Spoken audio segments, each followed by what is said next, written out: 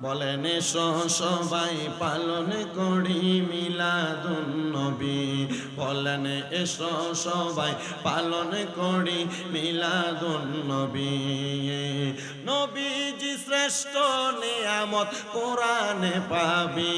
বলেন নবীজি শ্রেষ্ঠ নিয়ামত এসো সবাই পালন করি মিলাদুন নবী। বলেন এসো সবাই পালন করি মিলাদুন নবী। বলেন নবীজি শ্রেষ্ঠ নিয়ামত কোরআনে পাবি। বলেন নবীজি শ্রেষ্ঠ নিয়ামত কোরআনে পাবি। এসো সবাই পালন করি মিলাদুন নবী। বলেন এসো সবাই পালন করি নবী। স্বয়ং আল্লাহ সর্বদনে বানাইলেন তার হাবিবিরে। বলেন স্বয়ং আল্লাহ সর্বকুলে বানাইলেন তার হাবিবিরে। তাই তো সবাই মিলে মিশে, তাই তো সবাই মিলে মিশে খুশির গান করি। বলো এসো সবাই পালন করি মিলাদুন নবী। বলেন এসো সবাই মিলাদুন নবী। আইরে নবীজি শ্রেষ্ঠ নিয়ামত, নবীজি শ্রেষ্ঠ নিয়ামত কোরআনে পাবি। এসো সবাই পালন করি মিলাদুন নবী। বলেন এসো সবাই পালন করি। আল্লাহ তাআলা একা খনে বানাইলেন তার হাবিবিরে। বলেন আল্লাহ তাআলা একা খনে বানাইলেন তার হাবিবিরে। ওই নবীজির দরুদ পড়েন ফেরেশতা মিলে। বলেন ওই নবীজির দরুদ পড়ে ফেরেশতা মিলে। বলেন এসো সবাই পালন করি নবী। বলেন এসো সবাই পালন করি মিলাদুন নবী। নবীজি শ্রেষ্ঠ নিয়ামত কোরআনে পাবি। বলেন নবীজি শ্রেষ্ঠ নিয়ামত হাদিসে পাবি। এসো সবাই পালন করি মিলাদুন নবী। আল্লাহুম্মা সাল্লি মাওলানা মুহাম্মদ ওয়া আলা আলি সাইয়্যিদিনা। জিকির করে লা ইলাহা লা জিকির লা ইলাহা লা কালমা লা ইলাহা ও লা ইলাহা ইল্লাল্লাহ লা ইলাহা ও লা ইলাহা ইল্লাল্লাহ লা ইলাহা ইল্লাল্লাহ লা ইলাহা। আল্লাহ আদম হাওয়া বানাইলা তুমি বেহেশতের মাঝে রাখিলা। বলেন আদম হাওয়া বানাইলা আল্লাহ বেহেশতের মাঝে রাখিলা।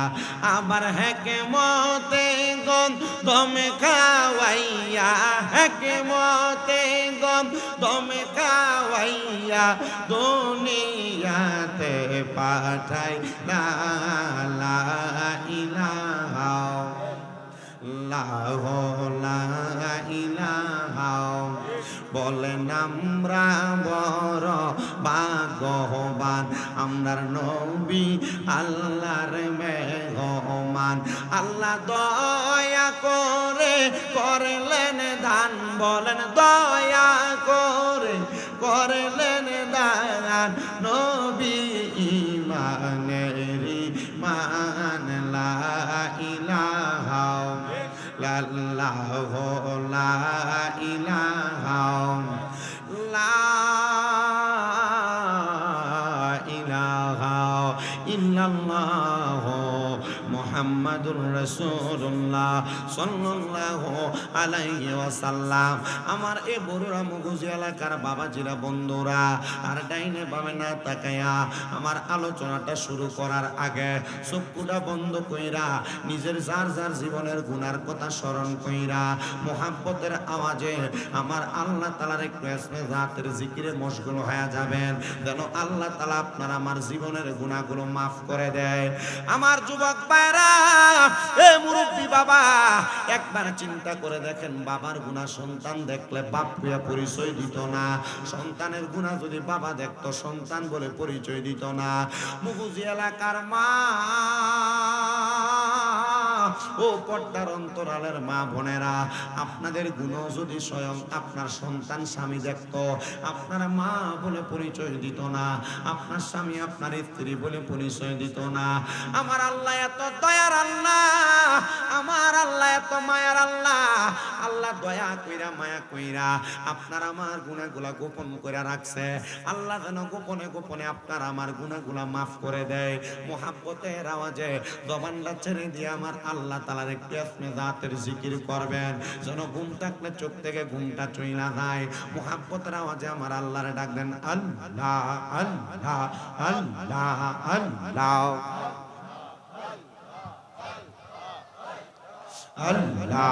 আল্লাহ। ও মাহবুব মাওলা রে, ডাকি আমরা তোমারে মারহাবা। আল্লাহ আল্লাহ। ও মাহবুব মাওলা রে, ডাকি আমরা তোমারে মারহাবা। আল্লাহ আল্লাহ।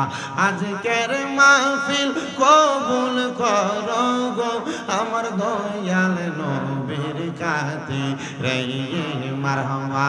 আল্লাহ আল্লাহ। ও মাহবুব মাওলা রে, ডাকি আমরা তোমারে মারহাবা। আল্লাহ আল্লাহ। মাবুদ করে আনে শুইনা আসি গো আমি গো আল্লাহ, তুমি অন্তর্যামী মারহাবা। আল্লাহ আল্লাহ।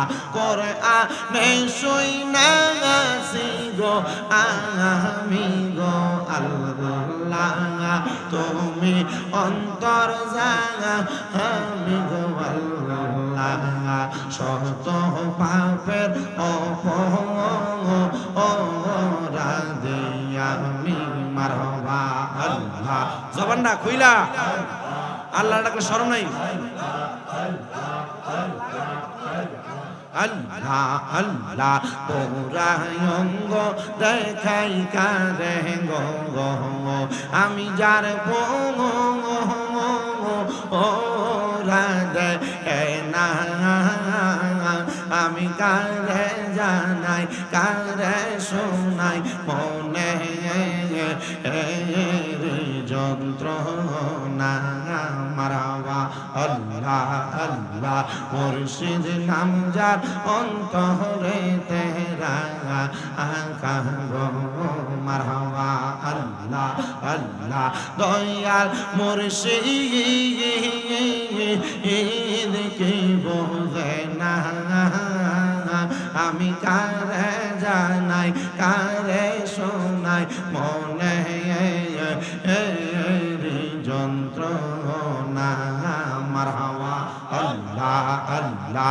আই বড় পীর আব্দুল কাদের আউলিয়ার শিরোমণি মারহাবা। আল্লাহ আল্লাহ। আই বড় পীর আব্দুল কাদের আউলিয়ার শিরোমণি মারহাবা। আল্লাহ আল্লাহ। তোমারি ওই নামের গুণে, তোমারি ওই নামের গুণে আগুন হইয়া যায় পানি। আই বড় পীর আব্দুল কাদের আউলিয়ার শিরোমণি মারহাবা। আল্লাহ আল্লাহ। রমজান মাসের পয়লা তারিখ আসলাম বেতে মায়ের দুধ পান করনি তুমি রোজা রাখছ বলে মারহাবা আল্লাহ রমজান মাসের পয়লা তারিখ আসলা ববেতে দুধ পান করো নাই গো গাউস রোজা রাখছ বলে মারহাবা আল্লাহ আল্লাহ মায়ার গর্বে থাইকা তুমি মায়ার গর্বে থাইকা তুমি মাহবুবে হলা জানিয়ে আই বড় পীর আব্দুল কাদের আউলিয়ার শিরোমণি মারহাবা আল্লাহ আল্লাহ লা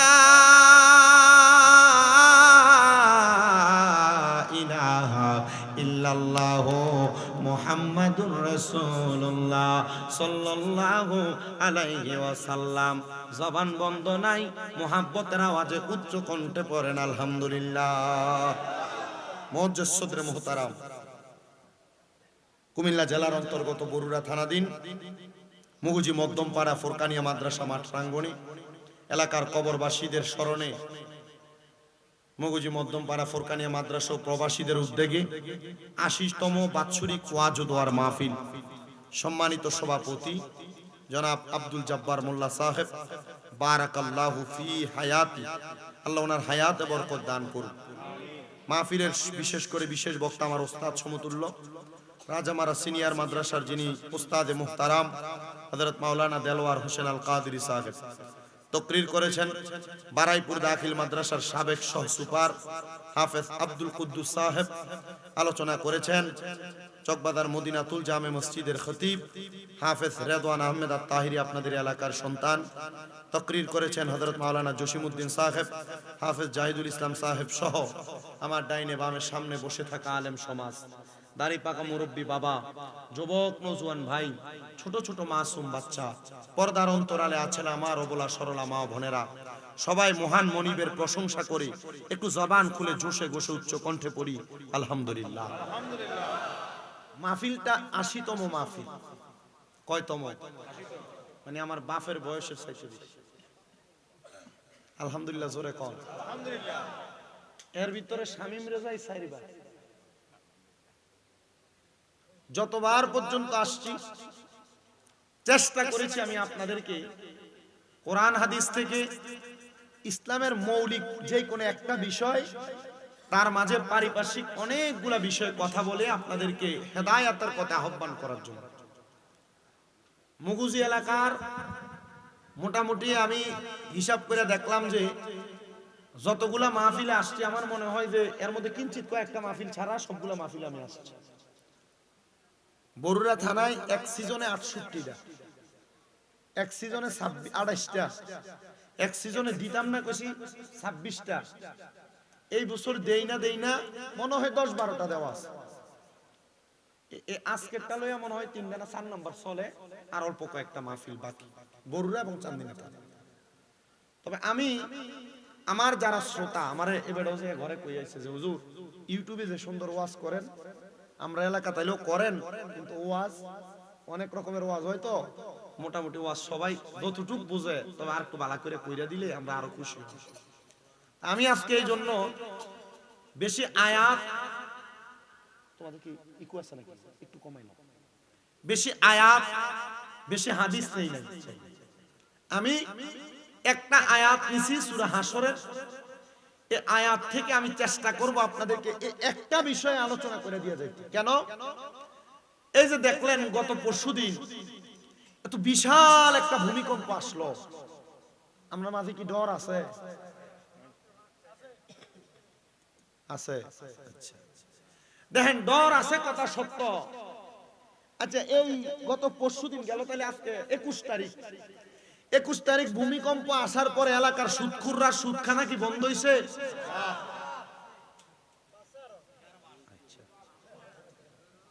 ২১ তারিখ এত বড় ভূমিকম্প, ৫.৫ মেগাবাইট ভূমিকম্প হওয়ার পর এলাকার মৃত্যুকরার মিছা কথা কি কমছে?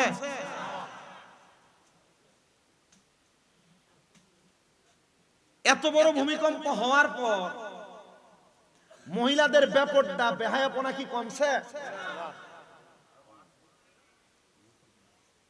উল্টা ভূমিকম্প হওয়ার পর কোন জায়গায় কোন বিল্ডিং ফাটা দিছে এটা দেহনের লাগে বেরিয়ে সবাই আগে গেছে, ঠিক না? দেখেন এত বড় ভূমিকম্প হওয়ার পর মানুষের মাঝে কোনো ভয় নাই, সতর্ক নাই, কোনো আবেগ আফুল্লতা থেকে বাঁচার মতো এমন কোনো চিন্তাধারা নাই। ভূমিকম্পটাতে হইছে, লড়ছে, টের পাইছে কেটাকে একটু আত্মলে আপনামান না ফাউন্নার দলে আমি একজন ঘুমে আছিলাম, না ফাউন্নার দলে আমি একজন ঘুমে। আপনারা হয়তো অনেকে জানেন আমার আম্মা অসুস্থ আজকে 7 মাসের উপরে। আমার আম্মা এই টাইমে আমার কল দিছে জুমার দিন না, আমি শ্রীমঙ্গল আমার মসজিদে একজনের জুমার দায়িত্ব দিয়ে আমি চলে গেছিলাম মাহফিল। তো আমার আম্মা ফোন দিয়ে কি রে ভূমিকম্প হইছে তুই টের পাইছিস না? কখন ঘুমে তুলছি তুমি কখনো বুঝছি। আমারে বলতেছে তো ওই ওয়াশরুম করার জন্য যে হাইকমোটাস চেয়ার আছে না এগুলোতে বৈশা করিস। আমি এটাতে বসা ছিলাম, তো আমার মনে হয়েছে এটা থেকে ফালাই দিচ্ছে। আমার আম্মা বলতেছে আমি আপনারা দোয়া করলে আমার আম্মা তাড়াতাড়ি সুস্থ হবে। 6 মাস 7 মাসে পিএলআইডি অপারেশন হয়েছিল, হওয়ার কারণে এখন হাঁটতে পারে না, ওই যে স্ট্যান্ডে ধরে ধরে হাঁটে। তো এটা আল্লাহ তাআলার একটা ফয়সালা। আমার এক ভক্ত নরসিংদী বাড়ি মহিলা, ওনার 3টা ছেলে মেয়ে আমার মাদ্রাসায় পড়ে, উনি আমার আম্মার আজকে 7 মাসের মতো এইটার খেদমত করতেছে। বরুড়ারও একটা মহিলা যায়, হোমনারও যায়, আর আমার আম্মার খেদমত করে। আপনার দোয়ায় আমার মনে হয় গত 1 বছর আপনাদের এখান থেকে যাওয়ার পর আমার সারা বাংলাদেশে যথেষ্ট পরিমাণ ভক্ত তৈরি হয়েছে, যারা আমার বাড়িতে আসা যাওয়া করে, আমার আম্মারে দেখাশোনা করে। তো যে কথা আম্মা আমারে বললো যে আমি বইসা রয়েছি, আমার চেয়ারটা মনে হয় কাঁপতেছে। তো আমার আইসা উনি যিনি আম্মার খেদমত করে উনি আইসা ধরছে আর চিকুট দিতেছে। তখন আমি আমাদেরকে গত সিজনে আমাদেরকে বুখারী শরীফের যখন দরজ দেয় গত বছর, কুমিল্লা আলিয়া মাদ্রাসার হেড মুহাদ্দিস আল্লামা আব্দুর রাজ্জাক হুজুর, তখন হুজুর আমাদেরকে বুখারীর একটা হাদিস পড়াইতে দেয়। তখন হুজুর একটা হাদিসের প্রসঙ্গে আরেকটা হাদিস টাইনা বলছিলেন, আব্বা এই যে দেখেন ভূমিকম্প, ভূমিধস হওয়া, নতুন নতুন রোগের আবিষ্কার হওয়া, এবং কি মানুষের মাঝে হানাহানি মারামারি, এগুলা এই ভূমিধস, ভূমিকম্প এবং নতুন নতুন রোগের আবিষ্কার কেন হয় জানেন? আমি বলছি না হুজুর, আমার 1 নাম্বার বলছেন হারাজ। 1 নাম্বার বলছেন কি? হারাজ। হারাজ, এই হারাজ দ্বারা হাদিস শরীফে বুঝাইছেন যে মারামারি, হত্যাকাণ্ড। কি কাণ্ড? হত্যাকাণ্ড। কি হত্যাকাণ্ড? আপনারা দেখেন বাংলাদেশে মারামারি, কাটাকাটি, হত্যাকাণ্ড কম না বেশি? বাড়তে আছে। 5 আগস্টের আগে শেখ হাসিনা করছে, এটা দিয়ে কত সুন্দর মানুষ দোষ দিয়ে দিছে না? 5 আগস্টের পরে কেটা করে? জনগণ করে, ঠিক আছে না? আচ্ছা, যে যেটা করুক, আমার কথা হচ্ছে এটা দলীয় বিষয়, কিন্তু আমরা মানুষ যে ভালো হইতেছি না এই কথা তো সত্য। কথা কোন না কেন আপনারা? আমরা মানুষ যে ভালো হইতেছি না এটা কি সত্য না মিথ্যা? আসেন আজকের ওয়াজটা নিজের লেগে শুনি আর করি। আল্লাহ তাআলা কোরআনে বলেন, বিসমিল্লাহির রহমানির রহিম, ইয়া আইয়ুহাল্লাযীনা আমানুত্তাকুল্লাহা ওয়াল তানজুর নাফসুম মা কদ্দামাত লিগাদিন ওয়াত্তাকুল্লাহা ইন্নাল্লাহা খাবীরুম বিমা তা'মালুন।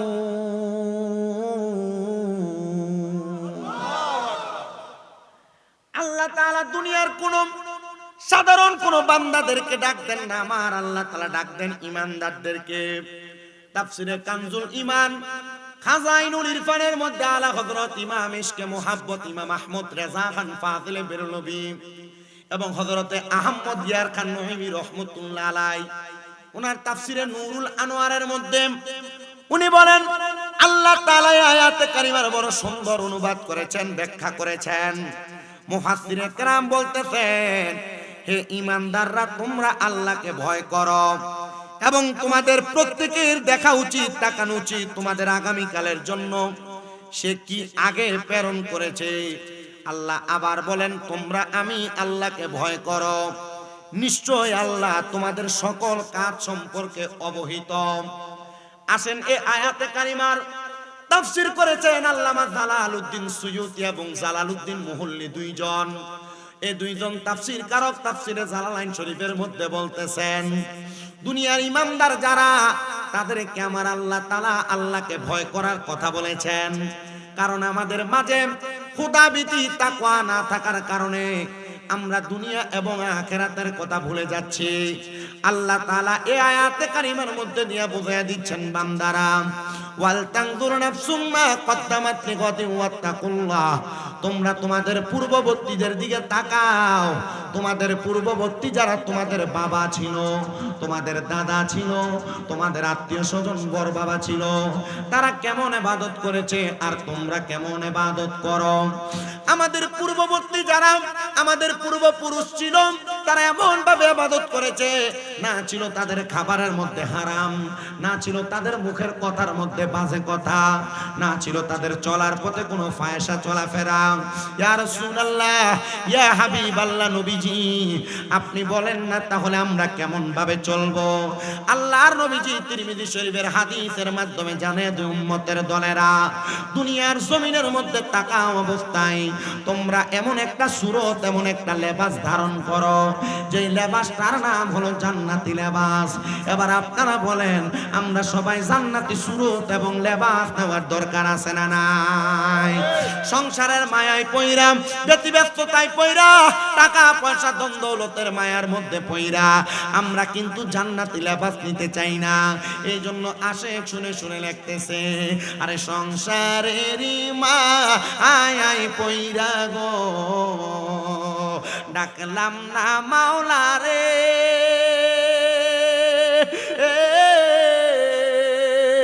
হিসাব কিন্তু দিতে হবে রে, ওই পারে হাসরে রে।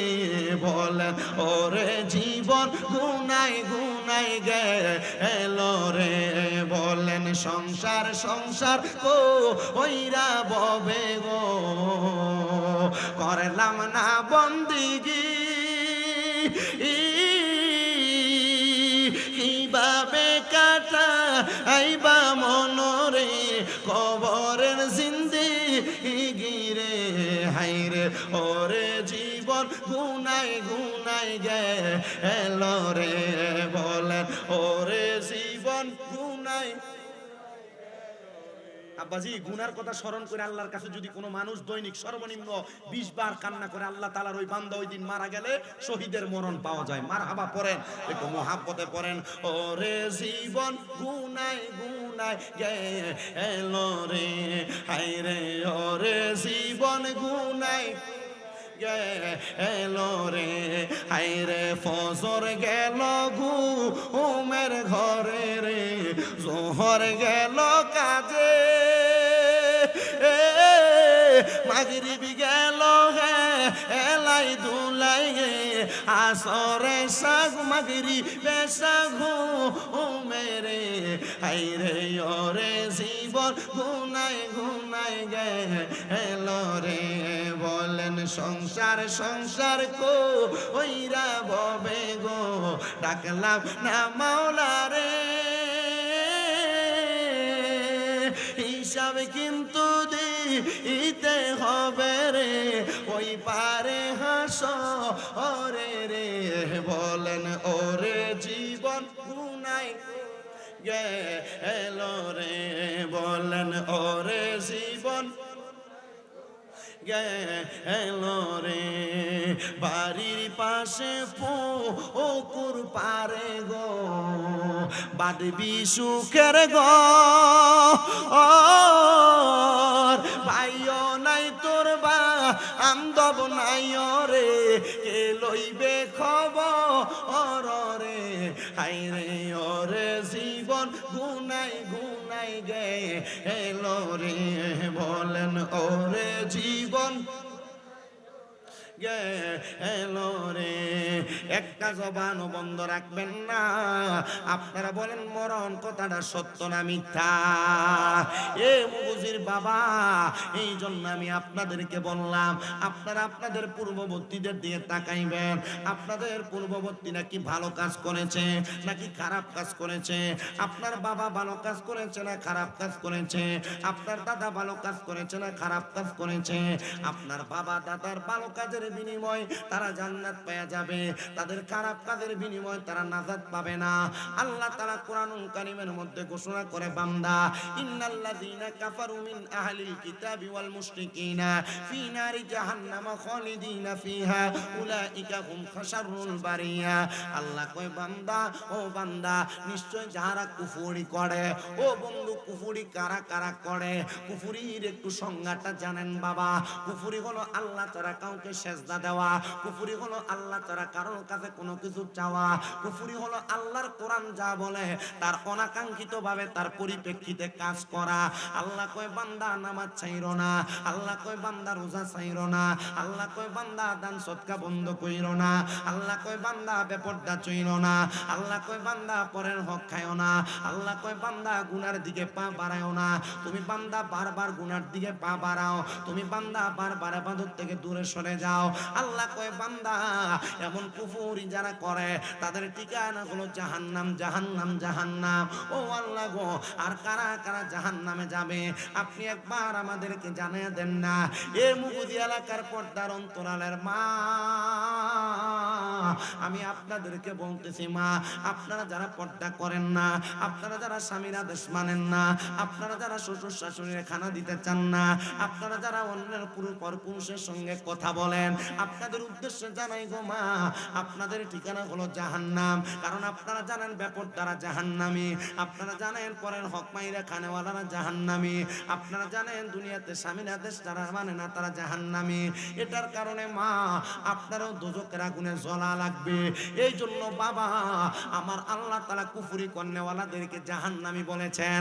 আল্লাহ গো, আর কারা কারা জাহান্নামে যাবে আমার আল্লাহ কই এরপরে হইল যারা আহলে কোরআন, যারা আহলে কোরআন তারা হলো জাহান্নামী। ও আল্লাহ, আহলে কোরআন কারা, তাদের পরিচয় কি?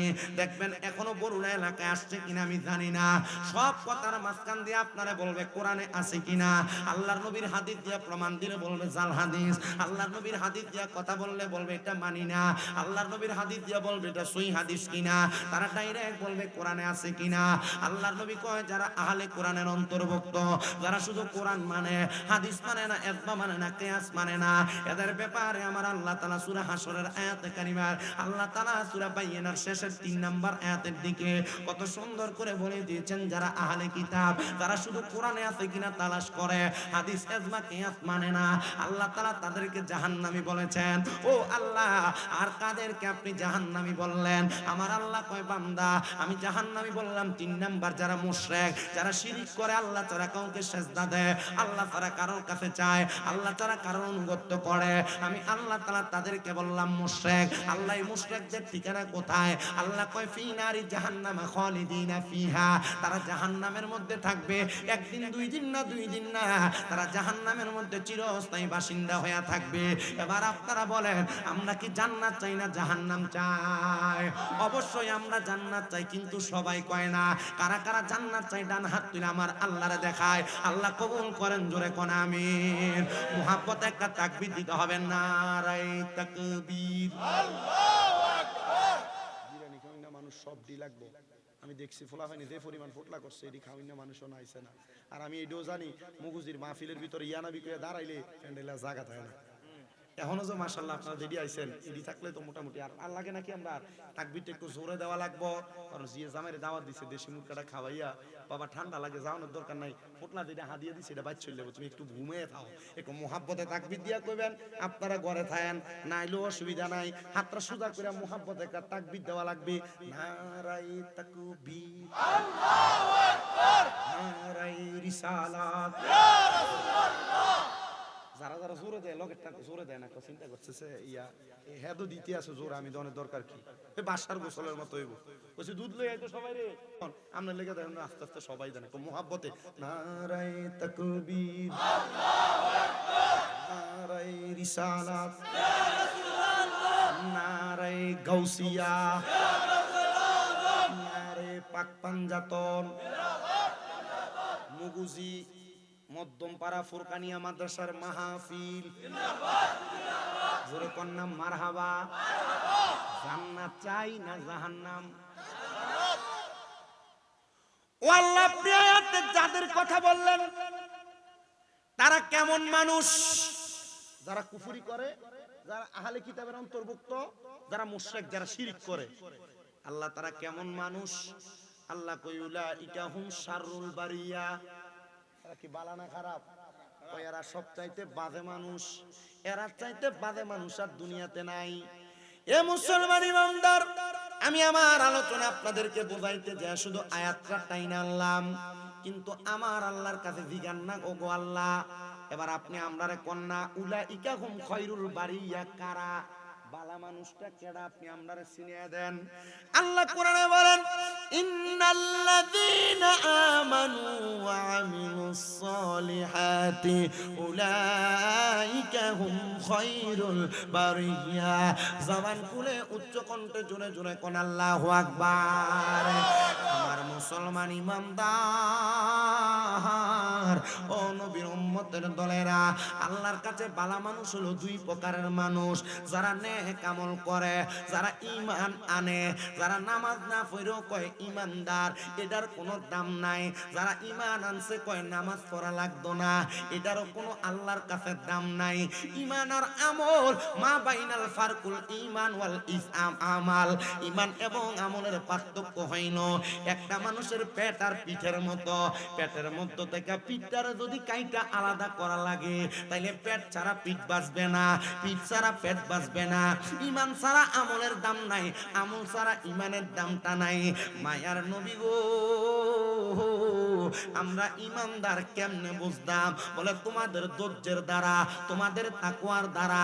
ও মায়ার নবী, ধৈর্য আর তাকওয়া দিয়ে কেমনে ঈমান পরীক্ষা করে? বলে তোমার বিপদের সময় আল্লাহর প্রতি বিশ্বাস রাখা, আল্লাহর প্রতি ঈমান রাখা, এটার নাম হলো তোমার আল্লাহর প্রতি তাকওয়া, আল্লাহর প্রতি ভয়, আল্লাহর প্রতি খোদাভীতি। আর তুমি খোদাভীতি রাইখা হারাম কাজের দিকে হাত না বাড়ানোর কারণে তখন তোমার হবে ধৈর্য ধারণ করা। তোমার সামনে সুযোগ আছে গুনাহ করার, কিন্তু তুমি গুনাহ করো না। তোমার সামনে সুযোগ আছে পরের হক মাইরা খাওয়ার, কিন্তু পরের হক মাইরা খাও না। এটার কারণে তুমি আমার আল্লাহর কাছে ধৈর্যশীল হইবা, আল্লাহর কাছে ঈমান আর আমলওয়ালা হইবা। ইয়া রাসূলুল্লাহ, আল্লাহু আকবার কি আসতে হইব না জোর হইব? ইয়া রাসূলুল্লাহ, নবী গো,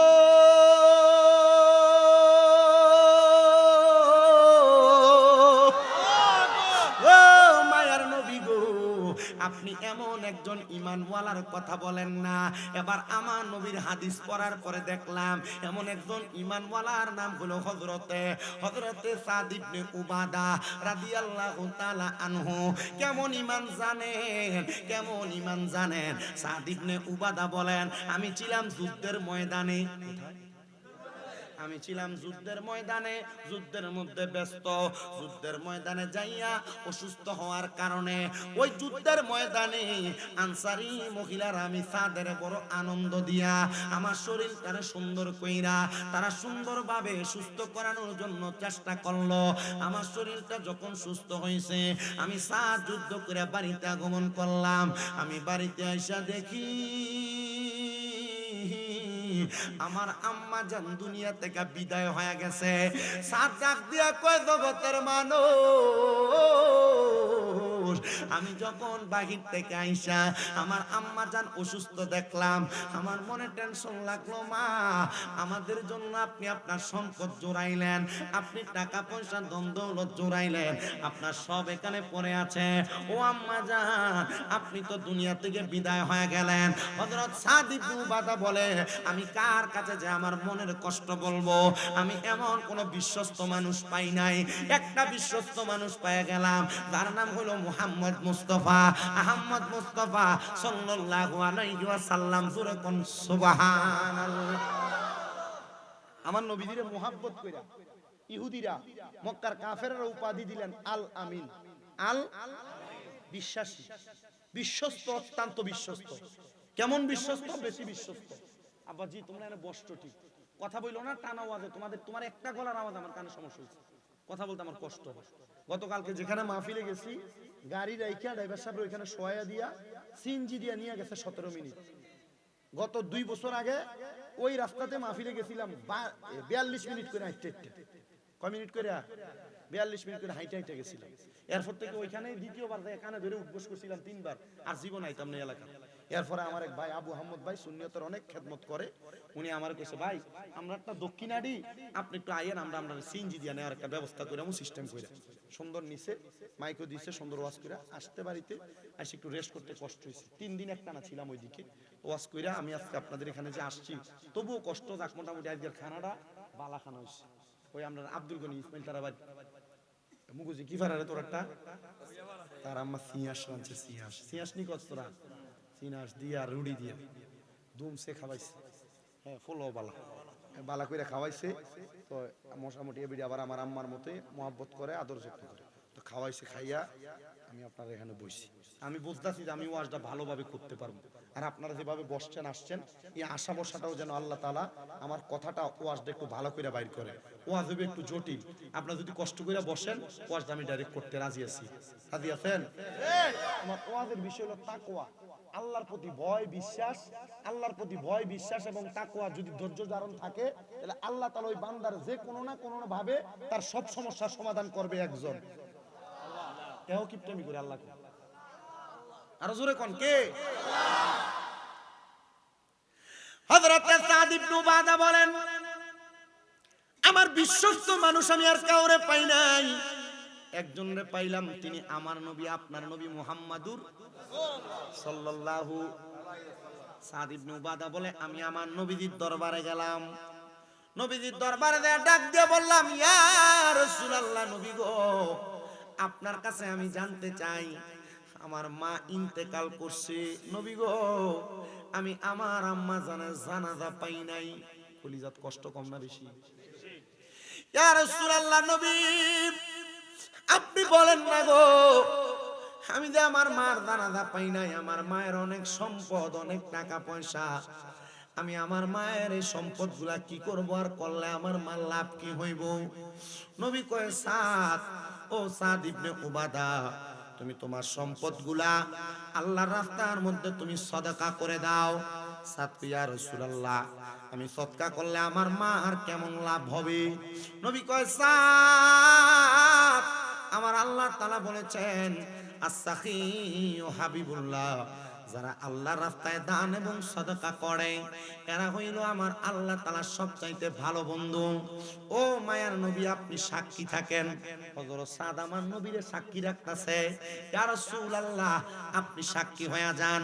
নবী গো, আমার একটা খেজুরের বাগান আছে, যে বাগানের নাম হলো মিখওয়াদা। নাম কি? মিখওয়াদা। আমি নিজে যাইয়া ওই খেজুরের বাগানটাতে ঘুরছি, আর আমি ওই জায়গার মধ্যে দাঁড়ায় দাঁড়ায় দোয়া করছি। ওই সাদ ইবনে মিখওয়াদা ডাক দিয়ে কই, ইয়া রাসূলুল্লাহ, আপনি সাক্ষী থাকেন, আমি আমার মিখওয়াদা নামক খেজুরের বাগানটা আল্লাহর ওয়াস্তে আমি আমার মায়ের নামে সদকা করে দিলাম। মারহাবা কোন। আমার নবী কয়, সাদ তুমিও সাক্ষী থাকো, তোমার এই খেজুরের বাগান থেকে যত মানুষ খেজুর আহার করবে, এই খেজুর আহার করার কারণে তার আমলনামার মধ্যে তোমার তার খেজুর খাওয়ার কারণে যে সাদকার সওয়াব হবে, এই সাদকার সওয়াব তোমার আম্মা জানের কবরে পৌঁছায়া যাবে। সাদ কয়, আলহামদুলিল্লাহ ইয়া রাসূলুল্লাহ, আপনার কথা মানলাম। নবী গো, আমার মা যে ইন্তেকাল করলো, আমি যে জানাজা পাই নাই, আমি যে দাফন পাই নাই, আমি সন্তানের কি আমার মা বাবার উপরে কোনো দায়িত্ব নাই? মা বাবার জানাজা যদি কেউ না পায়, মা বাবার হক যদি কেউ আদায় না করতে পারে, আল্লাহর নবীজি হাদিসে মুবারাকার মাধ্যমে হযরতে ইমামে আযম ইমাম আবু হানিফা রাহমাতুল্লাহ আলাইহি আমাদেরকে মাসআলা শিক্ষা দিতেছে, ওই সন্তান যেন তার মার জানাজা না পাওয়ার কারণে সন্তান যেন তার মার কবরের পাশে যায়, পশ্চিম দিকটারে পিছনে দিয়া মার মুখ বরাবর দাঁড়ায়া ওই সন্তান যেন তার হাতের মধ্যে 3 মুঠ মাটি নিয়া মায়ের মুখ মুখ বরাবর কপালের উপর একবার দুইবার তিনবার কইরা দিয়া দেয় আর আল্লাহর দরবারে দোয়া কইরা দেয়। ওই দোয়া করার কারণে ওই সন্তানের তার মা বাবার জানাজা এবং মাটির হক আদায় হয়ে যাবে। এটা একটা মাসআলা, এটা আপনারা শিক্ষা গ্রহণ করে অন্তরে ধারণ করবেন।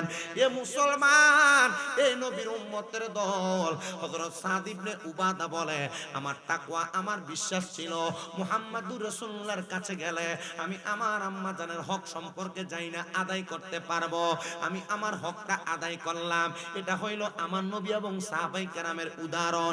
এবার আসেন, আমরা তো নবী পাই নাই, আমরা সাহাবী পাই নাই, আমরা তাবে তাবিন পাই নাই, আমরা খোলাফায়ে রাশিদিন পাই নাই, আমরা সলফে সলিহিনের জামানায় আছি। এমন একজন সলফে সলিহিন, তার নাম হযরত আবু ইউসুফ মুরাদাবাদী রাহমাতুল্লাহ আলাইহি। মারহাবা কোন মারহাবা। আল্লাহর ওলিদের নাম পড়লে সাথে সাথে রহমতুল্লাহ আলাইহি পড়বেন। আল্লাহর যে কোনো ওলিদের নাম পড়লে কি পড়বেন? রহমতুল্লাহি আলাইহি। কেন পড়বেন? আউলিয়া কেরামের নাম জবান দিয়ে জপলে, আউলিয়া কেরামের নাম স্মরণ করলে যিকরুস সলিহিনা কাফারা। আউলিয়া কেরামের নাম স্মরণ করলে, আউলিয়া কেরামের নামের জিকির করলে, আউলিয়া কেরামের নাম মুখ দিয়া বললে আল্লাহ তাআলা তার ওই বান্দা যে বলে তার কোনো গুনাহ থাকলে এই আউলিয়া কেরামের নাম মুখ দিয়ে বাইর করার কারণে গুনাহ কাইটা দেয়। হ্যাঁ, আপনি কিল্লেগা গাউসে পাক করেন, আপনি কিল্লেগা খাজা গরিবে নামাজ করেন, আপনার বন্ড কয়, বেদাতি কয়, এ ব্যাকল মূর্খ, এটা বুঝে না বিদায় আমাদেরকে বন্ড আর বেদাতি। আল্লাহর নবীর কিঞ্চিত ছোট হাদিস যদি পড়ে কখনো বন্ড আর বেদাতি বলবে না। আউলিয়া কেরামের নাম, গৌসে পাক আব্দুল কাদের জিলানীর নাম, খাজা গরিবে নওয়াজের নাম, বাহাউদ্দিন নকশবন্দির নাম, মুজাদ্দেদ আল ফেসানির নাম সহ পৃথিবীর ছোট একটা আল্লাহর কোন ওলির নামও যদি মুখ দিয়ে বলেন আপনার গুনাহ মাফ হবে। এলাকায় ওলি তোলার মুরিদ আছে না? এলাকায় শাহপুরের মুরিদ আছে না? এলাকায় মেজবান্ডারের মুরিদ আছে না? বিভিন্ন দরবারের মাশায়েখের মুরিদ আছেন। দরবারের পীর মাশায়েখরা তো বন্ডামি করে নাই, মুরিদ যদি মাথায় টুপি লাগায় বন্ডামি করে, এটা মুরিদের সমস্যা। ঠিক, রেজবিয়া দরবার আছে না? অনেক দরবারে তো আছে। আমি আপনাদেরকে যেটা বলতেছিলাম, আউলিয়া কেরামের নামের একটা ফজিলত আছে, বরকত আছে। তাদের নাম নিলে পড়বেন রহমতুল্লাহ আলাইহি। তো জিনার কথা বলতেছি, তিনার নাম হলো হযরত আবু ইউসুফ মুরাদাবাদী রাহমাতুল্লাহ আলাইহি। যিনি মুসলমান ছিলেন না, বিধর্মী ছিলেন।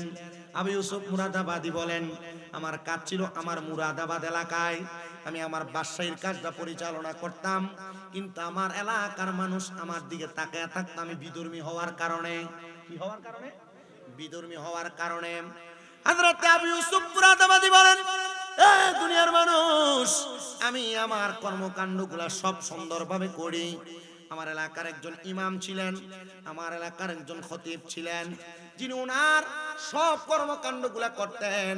ওই খতিব সাহেব ডাক দিয়ে কই, জগতের মানুষ, আমি আমার যে কাজ করতাম, মসজিদের মধ্যে খেতাবতের দায়িত্ব পালন করতাম। মসজিদে খেতাবতের দায়িত্বগুলো পালন করা অবস্থায় আমি আমার সংসার চালাইতে বড় কষ্ট হয়ে গেছিল। কি চালাইতে? সংসার চালাইতে বড় কষ্ট হয়ে গেছিল।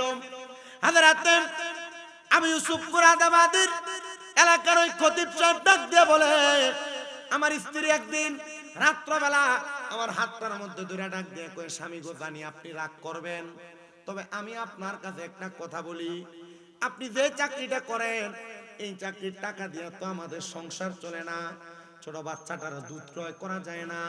স্বামী গো, আপনি নতুন একটা চাকরির মধ্যে চলে যান, যেটার মধ্যে যাওয়ার কারণে আপনি খুব বেশি ইনকাম করবেন। দেখবেন অনেক মহিলা আছে যারা স্বামী যা কামাই করে তাতে সন্তুষ্ট না, এক তুলনা দেয়, তোমার লগের বাড়ির অমুক এত টাকা কামাই করে, তুমি কি করো? কয় না অনেক। মা বোনদের কাছে বলবো, আপনারা যারা আপনাদের স্বামীদেরকে এগুলা বলেন, আপনারা এমন কথা থেকে সাবধানে থাকুন। এমন কথা বললে আল্লাহ রিজিক আরো কমায় দেয়, বাড়ায় দেয়। এজন্য আপনারা আল্লাহর প্রতি তাকওয়াবান হবেন, আল্লাহর প্রতি তাওয়াক্কুল ঠিক রাখবেন, দেখবেন আল্লাহ তাআলা অসংখ্য সম্পদ দান করবেন। আর যদি সম্পদ নাও দান করে, যেটা দেয় এটাতে লাখ টাকার মালিকের থেকে বেশি শান্তি দান করবে। মহিলার কথা মোতাবেক ওই খতিব সাহেব বলেন, আমি আমার স্ত্রীকে বুঝ দেওয়ার জন্য আমি বললাম, ঠিক আছে, আমি ওই চাকরিটা ছেড়ে দিব। কিন্তু আমি চাকরি ছাড়ি নাই, কারণ আমি জানি আল্লাহ তাআলার অভিশাপ বড় মারাত্মক। আমি আল্লাহর প্রতি তাওয়াক্কুল রাখা আমার আল্লাহ তাআলার কাছে দোয়া করতে লাগলাম, আল্লাহ আপনি আমার এমন লজ্জা দিয়েন না, আমার স্ত্রীর কাছে আপনি শরম দিয়েন না। ইমাম সাহেব ডাক দিয়ে কয়, জগতের মানুষ, আমি আমার আল্লাহ তাআলার কাছে তাহাজ্জুদ করতে লাগলাম, নফল ইবাদত করে করে কান্না করতে লাগলাম, কিন্তু আমার সম্পদ বাড়ে না, আমার টাকা পয়সা ধন বাড়ে না। আমি প্রত্যেকদিন সকালে বের হই, রাত্র আসি। আমার স্ত্রী আমারে ডাক দিয়ে কই, স্বামী গো, কই আপনি যেই কাজে গেছেন, আপনি কি নতুন কাজের টাকা পান নাই? আমি আমার স্ত্রীকে বলি, স্ত্রী আমার টাকার বেতনটা একসাথে পাবো। একদিন, 2 দিন, 3 দিন করে 7 দিন হয়ে গেছে, আমার কোনো বেতন নাই। আমার স্ত্রী আমারে যখনই জিজ্ঞাসা করে, আমি তখন আমার স্ত্রীকে বলি, তোমার বেতন তুমি পাইবা, একসাথে দেওয়া হবে।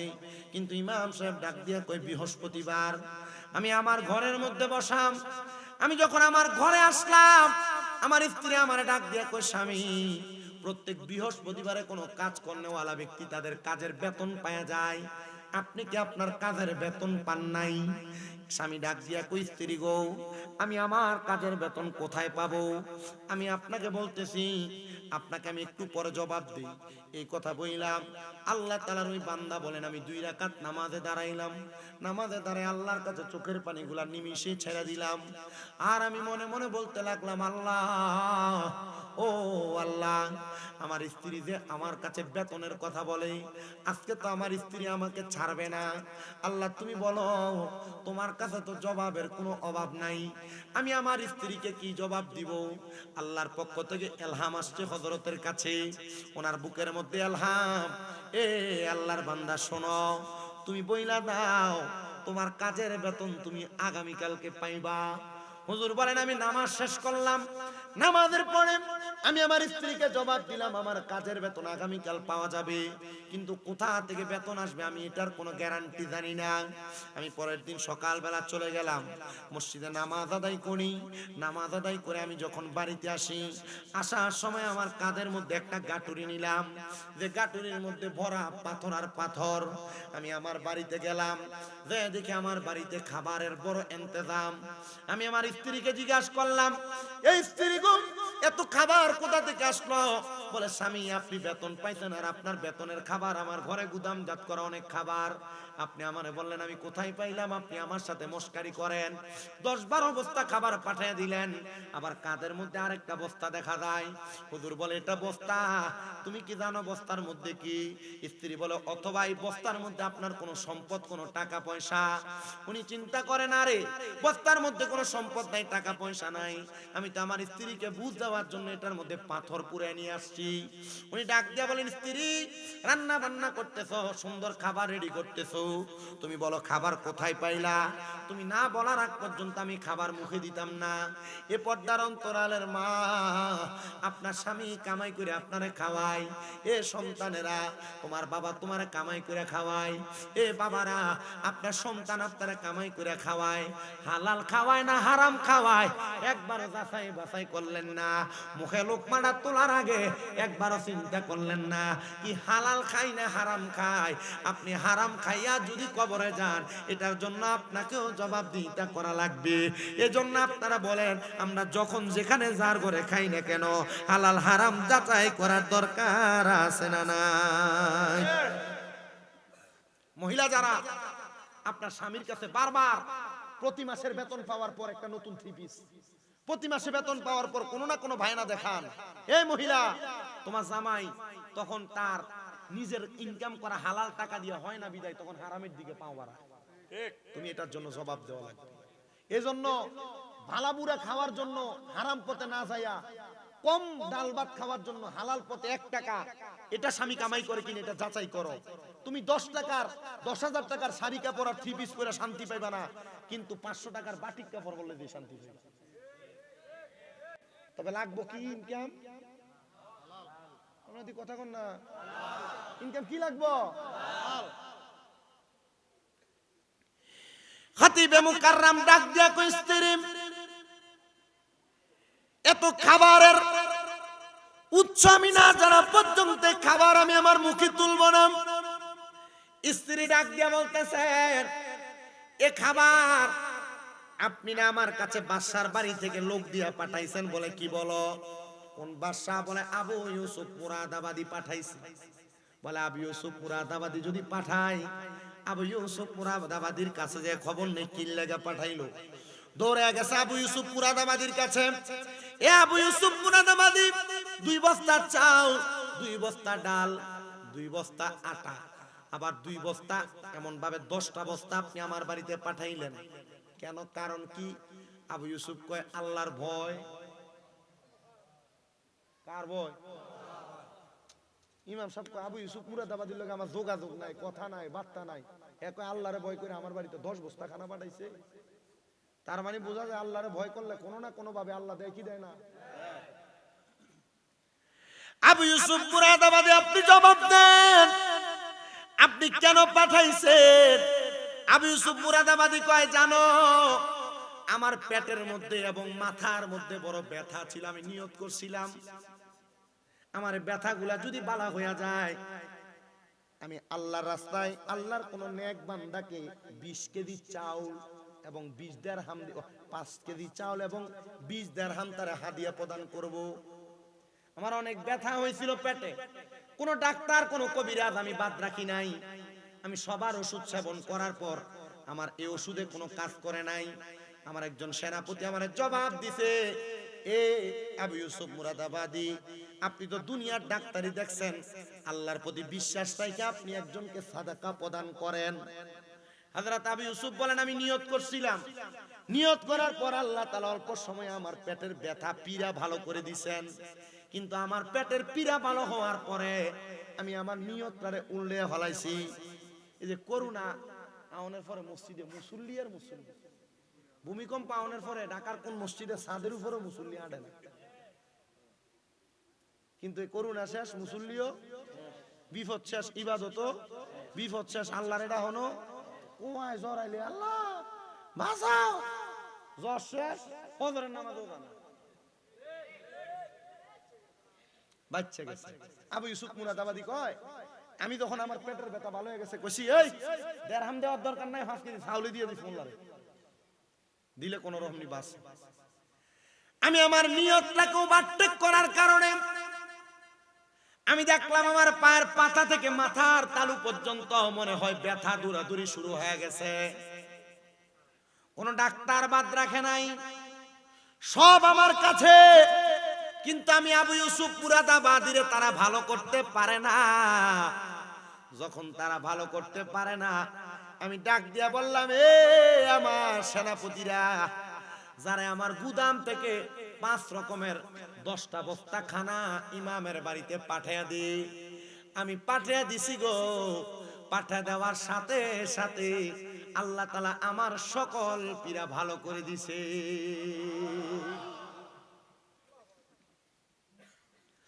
যখন ভালো হয়ে গেছে এগুলো আপনার বাড়িতে, উনি বলেন বুঝতে পারছি আমি যে আল্লাহ তাআলার কাছে 1 সপ্তাহ কাম ছিলাম। ওই যে বউ কইছে কাম করো, কাম করছে না, কাম করছে কার? জোরে কয় না, কাম করছে কার? কাজ করছে আল্লাহর।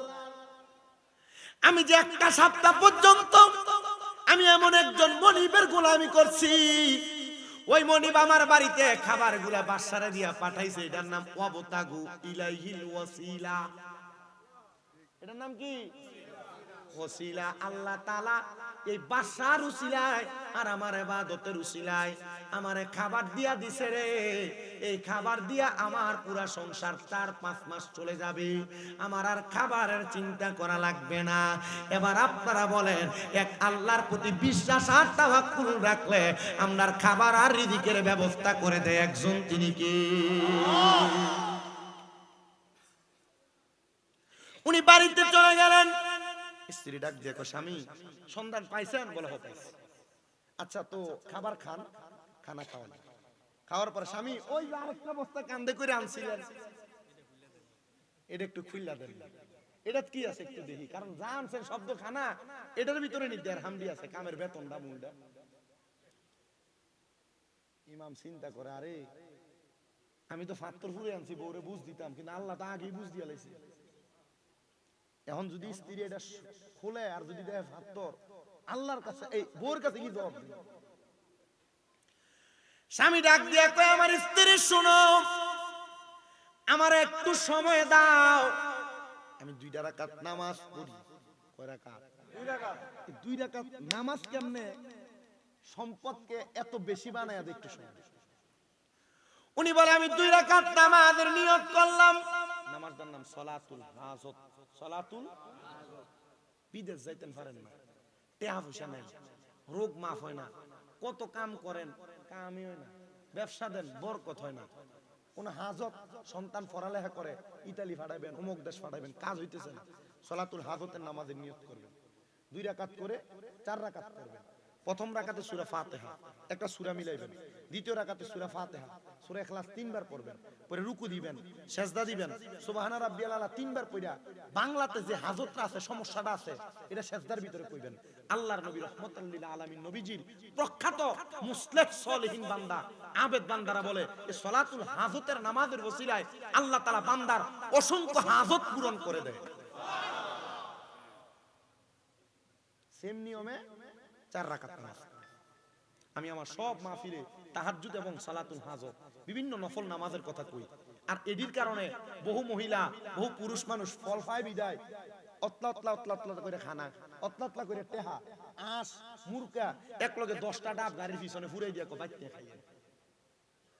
এক বেটির বাড়ি গাইবান্ধা, বেটির নাতিন মইরা যা, হুজুর পিঠ পিঠে পাথর।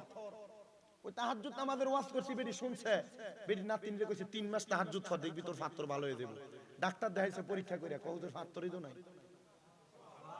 বেটি ফোন দিয়া প্রতি মাসে মাসে 5000 করে ভাড়া। চিন্তা করলাম চাকরি না করলেও চলবো।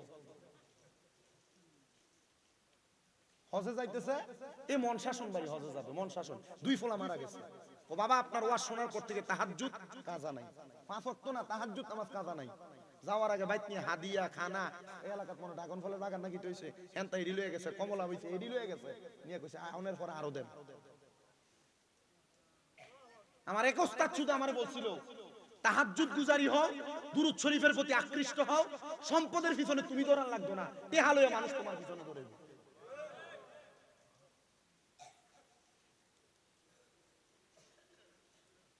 আমার এক ওস্তাদ বইলা দিছে যে আলহামদুলিল্লাহ যতটুকু আছে তা আলহামদুলিল্লাহ। আমি কি হুজুর আলহামদুলিল্লাহ, এর থেকে বেশি না, কারণ তাইর হিসাবের মতো হইলে তো রাস্তাত খাইয়া 1 প্লেট ফুচকা খাইতে পারতাম না। কথা কয় না ঠিক? এর থেকে বড় হইলে তো রাস্তার দাঁড়াইয়া সুন্দরভাবে স্বাভাবিক চলতে পারতাম না। কুমিল্লা কান্দিরপাড় সব ফুটপাতের যত দোকানদার আছে বেশিরভাগ দিল আমার সম্পর্ক, দাঁড়াই দাঁড়ায় কথা কইতাম পারি, খাইতাম পারি। কিন্তু যদি এর থেকে বেশি হয়ে গেলে তো আর পারতাম না। আলহামদুলিল্লাহ এতটুকু দোয়া করেন, অহংকার নাই না, আল্লাহ যেন আল্লাহর প্রতি ইবাদত, তাকওয়া, খোদাভীতিটা ঠিক রেখা দুনিয়ার সমাজে চলার তৌফিক দেয়। আমি দেখছি টাকা পয়সার ইনকামের রাস্তা অটোমেটিকলি কোন দিয়া জানি চলে যায়। আজকে আপনাদের দোয়ায় আমি কইছিলাম না আমার 6টা মাদ্রাসা আছে, আমার এর মধ্যে এক মাদ্রাসা আজকে 2টা ছেলে হাফেজ হইছে।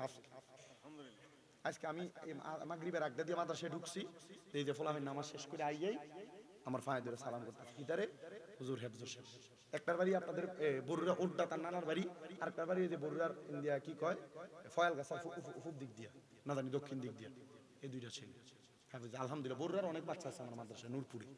আমি এতটুকু বিশ্বাস রাখি আপনারা যারা আছেন আল্লাহর ওয়াস্তে, আল্লাহর প্রতি তাকওয়া, আল্লাহর প্রতি বিশ্বাস, খোদাভীতি এবং বিপদ আপদে ধৈর্য, অসুস্থতা এমন ধৈর্য ধারণ করেন, আপনি সম্পদ কামাই করার জন্য চেষ্টা করাও লাগবে না, দেখবেন অটোমেটিকলি সম্পদ আপনার পিছনে ঘুরতেছে।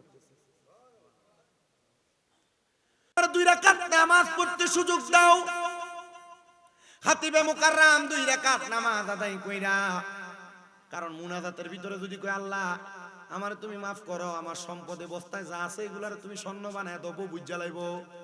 আমি মনে হয় মুনাজাতে আল্লাহর কাছে কইতেছে। উনি কয় 2 রাকাত নামাজ পড়া সালাতুল হাজতের নামাজের দোয়াটা কোনে করব, সেজদার ভিতরে বাংলায় সেজদায় কয় আল্লাহ আমি তোমার কাছে মাফ চাই, ইজ্জত বাঁচাও, তুমি চাইলে মাটিরও স্বর্ণ বানাইতে পারো, আল্লাহ পাথরগুলারে তুমি যে কোন একটা সম্পদে পরিণত করে দাও। নামাজ যখন শেষ করছে স্ত্রী বস্তাটা টান দিয়া খুইলা দেখতেছে পুরা বস্তার পাথর স্বর্ণ হয়ে গেছে। ইবাদত করছে আল্লাহর, স্বর্ণ বানাইয়া দিছে আল্লাহ, আল্লাহ চাইলে সম্ভব, এটার অন্য কোনো প্রমাণ লাগবে না। মদিনাতুল মুনাওয়ারার পাশে উহুদ পাহাড়ের দিকে তাকাও, কিয়ামতের আগে আল্লাহ তাআলা পুরা উহুদ পাহাড়ে স্বর্ণ বানিয়ে দিব। তাহলে আল্লাহ চাইলে পাহাড়ে পাথরে স্বর্ণ বানাইতে পারেনি? অস্বীকার করলে কাফের, কারণ নবীর হাদিসের কথা, পুরা উহুদ পাহাড় স্বর্ণ হয়ে যাবে। আল্লাহর প্রতি তাকওয়ার ব্যাপারে আরো কিছু কথা বলি। মুগুজি এলাকার চা দোকানের ভিতরে এমন অনেক কুনেরটা মানুষ দোকানে বসে দেখবেন, যারার কাম হলো দোকানে বইয়া বইয়া মানুষের বদনাম করা, কে কি অন্যায় করে কে কি কাম করে তার বাড়ির ব্যাপারে কথাবার্তা বলা, এমন অনেক আছে না নাই? এমন তিনজন মানুষ যারা মানুষের সমালোচনা নিয়ে ব্যতিব্যস্ত থাকতেন, পরের বদনাম করতেন। তারা তিনজন মানুষ মানুষের সমালোচনা বদনাম নিয়ে তারা ব্যস্ত। তারা আল্লাহর প্রতি বিশ্বাস খোদাভীতি তাদের ছিল না। যখন খোদাভীতি তাদের নাই, তারা দুনিয়ার সমাজের মধ্যে চলাফেরা করে আর মানুষের বদনাম করে, মানুষের ক্ষতি করে। কিন্তু মানুষের ক্ষতি যে লোকগুলা করে, মানুষ যখন বুঝা যায় তখন এই লোক থেকে একটু সাবধান থাকে, দূরে দূরে থাকে। তারা মানুষের ক্ষতি যখন করে, অল্প কিছুদিন যাওয়ার পরে এলাকার মানুষ টের পেয়ে গেছে, বুঝা গেছে যে আমাদের ক্ষতি করার জন্য এই লোকগুলা ঘুরতেছে। না না না, তাদেরকে আমাদের ক্ষতি করার সুযোগ দেওয়া যাবে না। মানুষ আগে থেকে সাবধান হয়ে যায়। তারা তিনজন বলে, আমরা যখন টের পেয়ে গেলাম আমাদের ক্ষতির সাধনের কথা মানুষ বুঝে যায়, আমরা তিনজন একসাথে হইয়া এলাকার বাহিরে যাইয়া আমরা একা একা বসে বসে প্ল্যান করতে লাগলাম একটা গুহার মধ্যে। কিন্তু আমরা যখন মানুষের ক্ষতি করার জন্য আমরা প্ল্যান করতেছি, এমন টাইমে আমাদের গুহাটার মুখের মধ্যে তিনটা বড় বড় পাথর আইসা গুহার মুখটা বন্ধ করে দিছে। আপনি পরের ক্ষতি করবেন, আপনার ক্ষতি কইরা দিব একজন, বলেন তিনি কি? মানুষের ক্ষতি করুন যাইব, শত্রুর ক্ষতিও করবেন না, শত্রুর ক্ষতিও করবেন না। তিনি ডাক দিয়ে বলেন, জগতের মানুষ, আমরা এবার আল্লাহ তাআলার কাছে বলতে লাগলাম, আল্লাহ আপনি যে আমাদের ক্ষতি সাধনের বিষয়টা দেখতে পাইলেন, আল্লাহ আমরা এখন ওয়াদা করতেছি আর কোনোদিন মানুষের ক্ষতি করব না, আমাদেরকে বাঁচিয়ে দেন। কোন বর্ণনাকারী বলে 3 দিন 5 দিন 7 দিন তারা সে গুহার মধ্যে বন্দী। আল্লাহর কাছে ডাক দিয়ে বলে, আল্লাহ আমি গুহার মধ্যে বন্দী, তুমি আমারে মাফ করে দাও। আল্লাহ তাদেরকে মাফ করে না, কারণ পাপ গুনাহ অন্যায় পাপাচার মানুষ যখন বেশি করে তখন আল্লাহ তার বিপদ দেয়।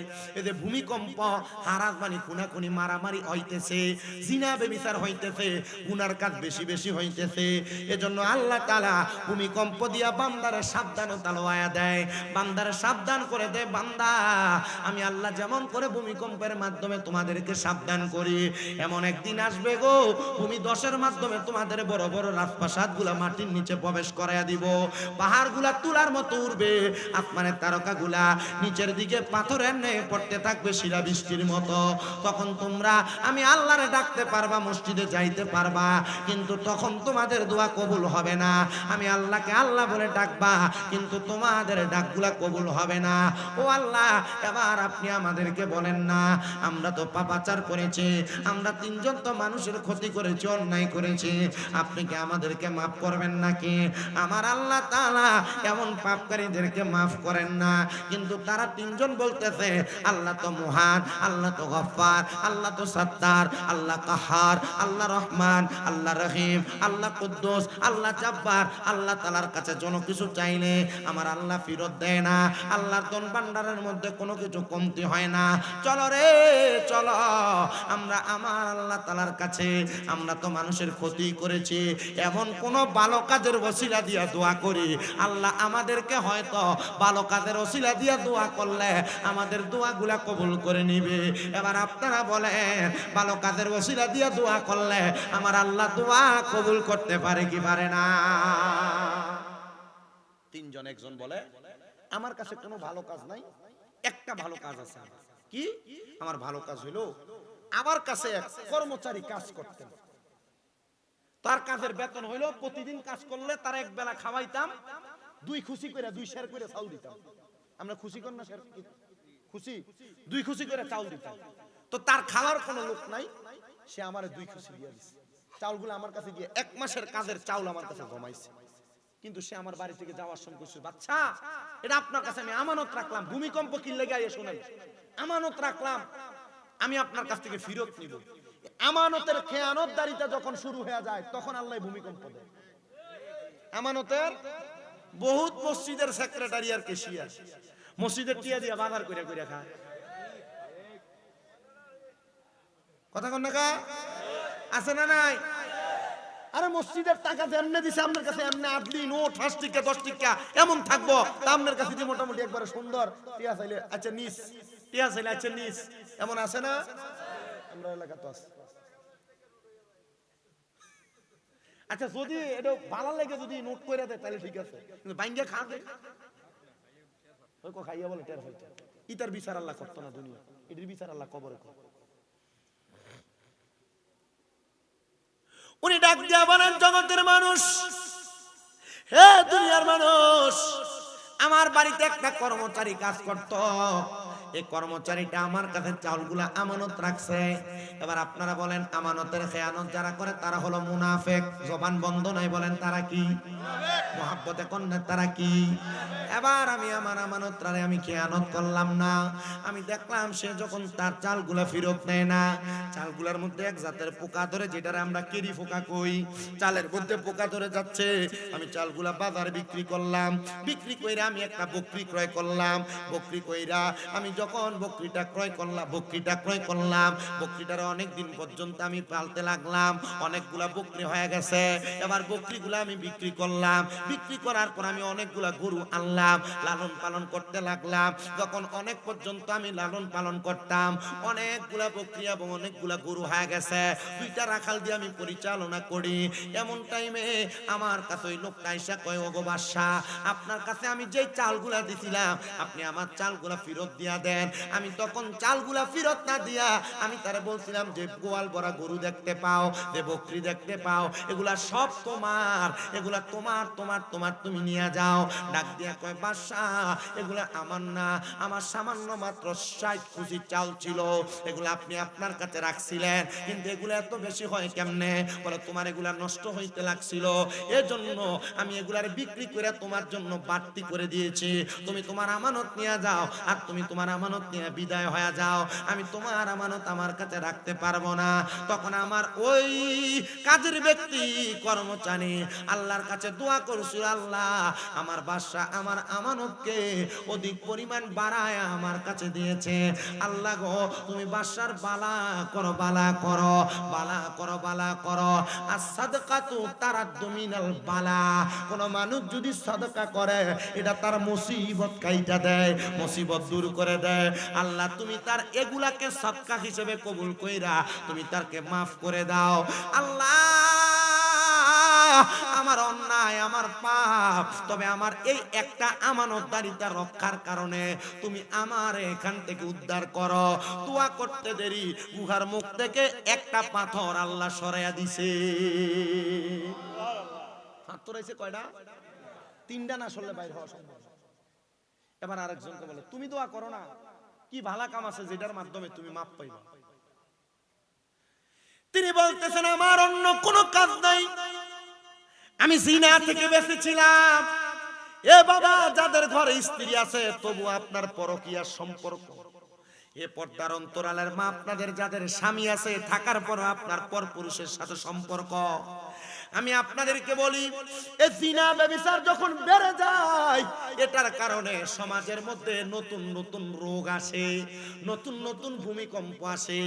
আল্লাহ তাআলা দুনিয়াকে সাবধান করায়া দেয়। এই জন্য জিনা ব্যভিচার থেকে বাইরে থাকবেন।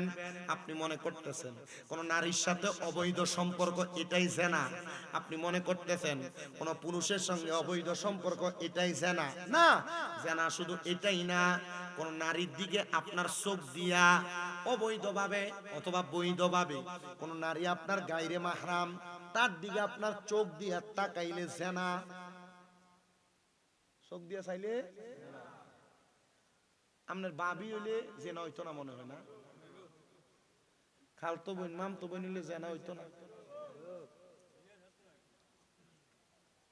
ওয়াজ বুঝনের দায়িত্ব আপনার, আর করণের দায়িত্ব আমার।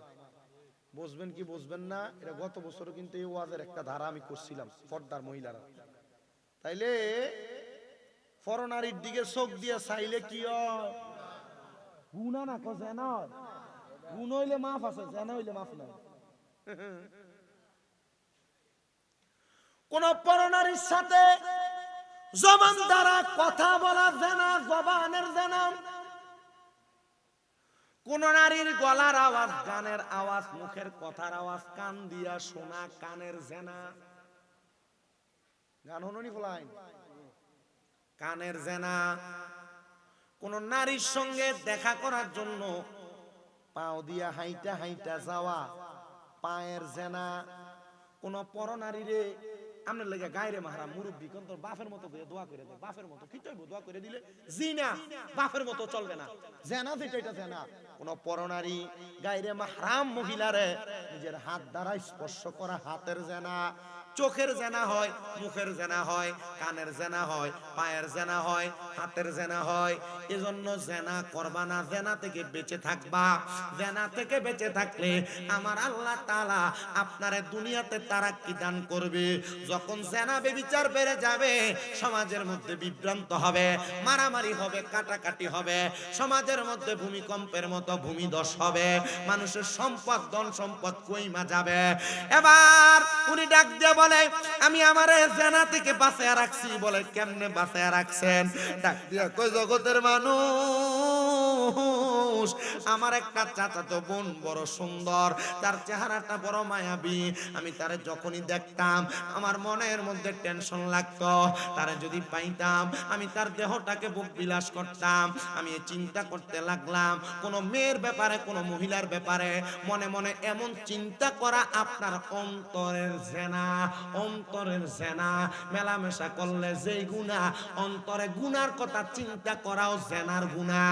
চিন্তা করে দেখো। আমি চিন্তা করতে লাগলাম। এমন একদিন রাত্রবেলা আমার চাচাতো বোন আমার ঘরের দরজায় ডাক দিয়া বলে, ভাইজান মাত্র 200 দিরহামের জন্য আমি মহা মুসিবতের মধ্যে পড়ে গেলাম, আপনি আমার 200 দিরহাম দিয়া সহযোগিতা করেন। আমি আমার বোনকে প্রস্তাব করলাম 200 দিরহাম দিতে পারি একটা বিনিময়, যদি তুমি তোমার দেহটাকে আমাকে ভোগ করতে দাও। তার বেশি প্রয়োজন হওয়ার কারণে সে আমারে এবার তার দিরহামের কথায় রাজি হয়ে গেছে। রাজি হইয়া সে তখন আমার প্রস্তাবটা রাজি হইয়া টাকা নিয়ে চলে গেছে। পরের দিন সে আমার কাছে আসছে। আমি তারে ধাক্কা দিয়ে আমার খাটের উপর ফালাইলাম। তার দেহের উপর যখন আমি আস্তরণ করব, দেহের উপর উপরণ করব, এমন টাইমে আমি দেখলাম তার চোখগুলা বায়া বায়া পানি পড়তেছে। আমি তারে জিগাইলাম, তোমার চোখে কেন পানি দেখা যায়? আমার জবাব দেয়, ভাই আপনি আমার আল্লাহরে ভয় কইরা পারেন না গো, আপনি আমার ইজ্জতটা রক্ষা করতে, আমার সঙ্গে আপনি মেলামেশা না করতে।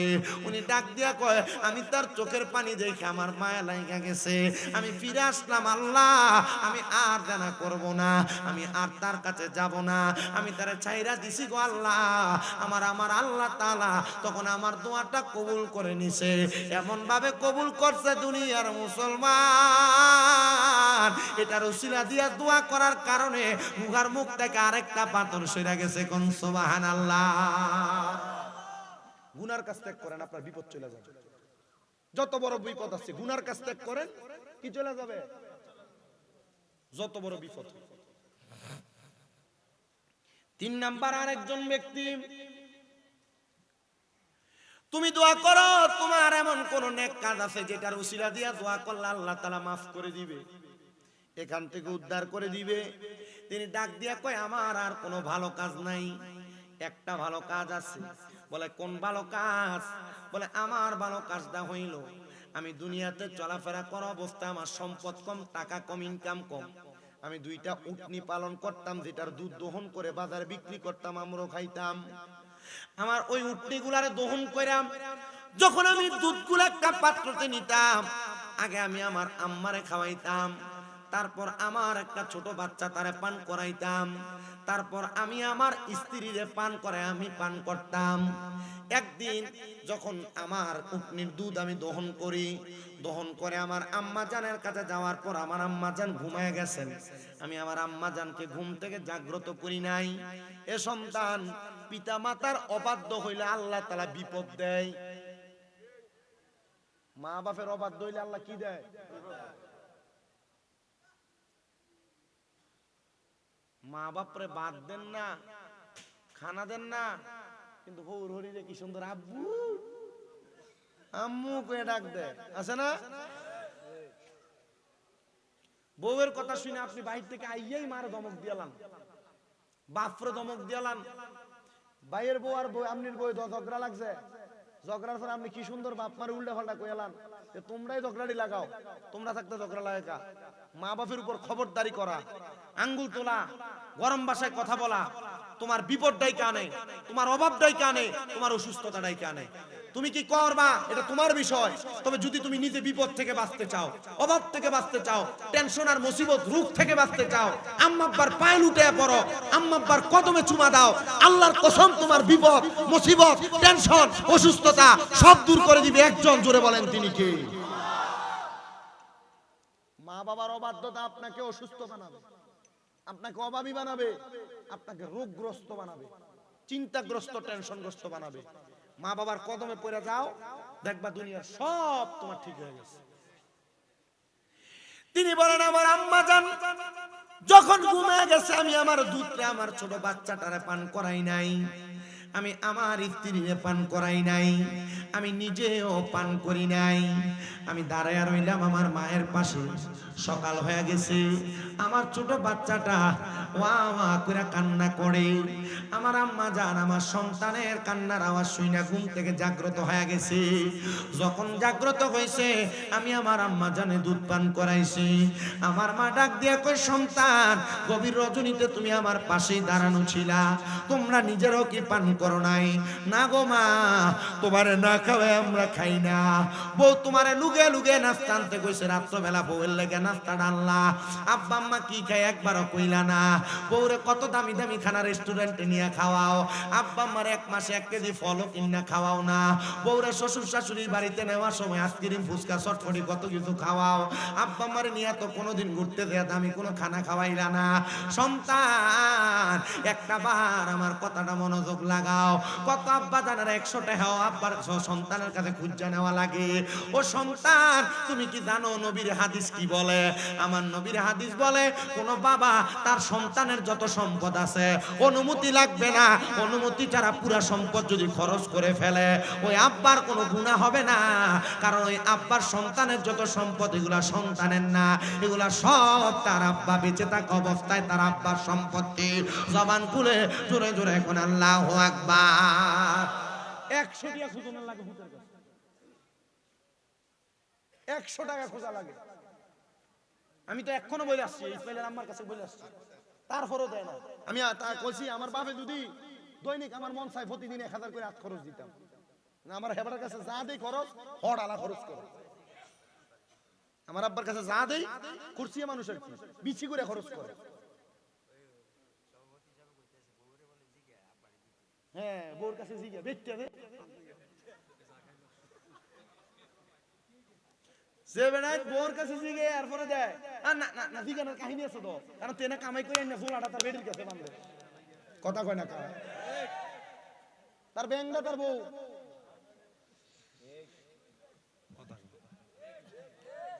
আরে আছে না নাই? তবে দুনিয়াতে এমন কিছু কিঞ্চিত ঘটনা ঘটছে যে ঘটনাগুলো খুব বেইনসাফি ঘটনা। সন্তান কামাই কইরা তার বাপের কাছে তার বিদেশের সব টিয়া বাড়াইছে, ছুডু ভাই মেজো ভাই সবাই এই ফুতের টিয়া কামাই দিয়া বিল্ডিং করে দিছে, কিন্তু ফলা বিদেশ থেকে আইয়া কিছু পাইছে না। এমন অনেক বেইনসাফি ঘটনা ঘটছে, আছে না? এমন এমন বহুত বেইনসাফি ঘটনা আছে যে ফুতে বিদেশ করে দেখিয়া এই ফুতের কিছু দিছে না, শুধু ঘরের জায়গাটা দিয়া আর যা ছিল বাকি 2 ফুতের ভাগ করে দিয়ে লাইছে। এমন হয়েছে না অনেক? এটার কারণে বহু সন্তানরা মাঝে মাঝে অবাধ্য হয়। তবে সন্তান মা বাপ যদি নিজেরা না দেয় মাইন্না নিও। কথা কয় না? আর আমার তো বাপের দিন না বিজাটাই নাই, কি নাই যে দূর আছে শুধু 2 রুমের একটা টিনের ছোট্ট ঘর, আমার তো নাই। কিন্তু আপনি আমার বাড়িতে যাইলে রাস্তার নামলে জিগাইবো, আপনি যদি কইবেন না শামীম রেজার বাইর যাম, জিগাইবো কোন বাইর, বুঝালেন কোন বাড়ি, মানে বাড়ি কয়টা। আমারে আমার আব্বা জানের একটু দোয়া আছে। আমার আব্বা জান আমার দাদি যখন মুরব্বী মানুষ, তো আমার দাদি সকালবেলা আমার আব্বার কাছ থেকে নাস্তার জন্য আলাদা আলাদা চাইতো, আমার আব্বু দিতেন। আমার আব্বার আমি একটা জিনিস দেখছি, এই কি কয় লিচুর সিজন আইলে কিন্না নিয়া বেড়ার বাতার বেড়ার ঘরের মাঝখানে খুললা দিত। আমার দাদির লইয়া বইয়া বাচ্চা ফোলা হইলে খাইয়া দেরি থাকতো এটি দিত আমার মারাতে। তরমুজ নিয়ে আইলে বাইঙ্গা ঘরের মধ্যে খাইতো, এরপরে যেটা থাকতো এটা দিত করে। যে কোনো খানা না বাইঙ্গা খাইতো মার লইয়া বইয়া, এরপরে যা আইতো তা করে দিত। আমি বুঝছি যে না, আমার আল্লাহ দিছে মনে হয় আমার বাপের এমন কোন ভালো কামের কারণে। আপনি বুঝতেছেন না মনে হয়? আপনি সন্তানকে আল্লাহ দিবে আপনার বাবার, আপনার সন্তানকে দিবে আপনার কোন নেক কাজের কারণে। আপনি শুধু দোয়া করে দিয়ে যান। বহুত পোলাপান তারা মা বাপরে হজে পাঠায় না এখনো। তো এই যে ইসমাইলের দুলাভাইটা নিরে চোখের পানি টলটলাইতেছে, হুজুর আমার আব্বা কাজটা শেষ করে সরকারি চাকরি থেকে রিটায়ার্ডে আইছে, মনে করছি বাপ মার হজে পাঠাম, হুজুর ফারসি না, সবটা পূরণ হইছে না। হুজুর আমি আমার মাটার হজে পাঠামো চিন্তা করছি। আপনি আপনার বাপে হজ করব, সম্পদ বেচালে বইয়া লেগে বাপের হজে পাঠান না। আরে বেটা তুমি চালাক না, চালাক না। তুমি যদি চালাক হইতা, তোমার অল্প সম্পদ থাকলো এক কোনা দিয়ে বেচো তাড়াতাড়ি, বেচে আব্বা আম্মারে কও যান হজে যাই ঘুরে আইয়েন। আরে মিয়া তোমার যে সম্পদ বেচে আব্বা আম্মা হজে যাইবো, ওই কাবা ঘরের কাছে দিয়ে গিলাপটা ধরে সৌর পানি দিয়ে ফালাইবো, যা বেচছে তার 10 গুণ আল্লাহ দিতে কি দেরি হইব নাকি? চালাকি বুঝো না তো তুমি। চালাকি বুঝলে বাপ মার আগে হজে পাঠাইতা। আমার আম্মা অসুস্থ, আমি কইছি আমার আম্মারে আপনি সুস্থ হন, আমি আমনে আমার ছোট ভাই সহ আমার বাপ সহ এক লোকে যাবো, লাখ 20 লাখ টাকা শেষ করে অসুবিধা নাই। মক্কা মদিনা যায় আমার আব্বা আম্মারে খুশি করলে বাপ মা মক্কার গদ্দরে দোয়া করব, 20 লাখ না 20 কোটির মালিক হইতে কি 1 বছর লাগবে নি মিয়া? আব্বা আম্মা খুশি, দুনিয়া খুশি। আমি এতটুকু বলছি, হুজুর ইমাম সাহেব মোল্লা মুন্সি মৌলভী খুশি করবা, আগে ঘরে বাপ মারে খুশি করো, আগে বাপ মারে খুশি করো, এরপরে তুমি দুনিয়া খুশি করো। আর বাপ মারে খুশি না করলে আল্লাহ তো খুশি হয় না। তো তুমি কারে খুশি করতে ঘুরো? হরির আব্বু আম্মাটা হ, আর বাপ মা কান্দে করে কাম নাই। মাহফিল থেকে গেলে আব্বা আম্মার কাছে দেয়া, মাহফিল থেকে মাহফিল আওয়ানোর সময় আম্মা দরজার কাছে দাঁড়ায় থাকে, কি লেগা এলএম দিয়া। আমি দ্বিতীয় বর্ষ কুমিল্লা আলিয়া, এলএম কি বেশি হয়েছে? আমরা এলাকার মসজিদের ইমাম সাহেব আমার থেকে ভালো ভালো শিক্ষা। প্রত্যেকদিন মাহফিল করতেছি না, একমাত্র আম্মা আব্বার দোয়ার বরকত। আমার ওয়াজ সব ঠিক আছে, লাস্ট এই ওয়াজটা কামে লাগাইয়া আমার সব মাহফিলে 5 মিনিট 10 মিনিট করে মা বাবার খেদমতের কিছু কথা থাকে। আর এই কথাগুলোর কারণে বহু পোলাপান হেদায়েত হইছে বিদায় পিছনে পিছনে ঘুরে ওয়াজ মাহফিলে যায়, জুমায় যায়। আপনারা বলেন তো, এই মুগুজি এলাকার প্রত্যেকটা সন্তান যদি মা বাবার প্রতি অনুগত হয়, আল্লাহ তাআলা চাইলে এই সন্তানের তকদির পরিবর্তন কইরা এই সন্তানকে টাকাওয়ালা, পয়সাওয়ালা, সম্পদওয়ালা বানানোর ক্ষমতা ওই আল্লাহর আছে না নাই?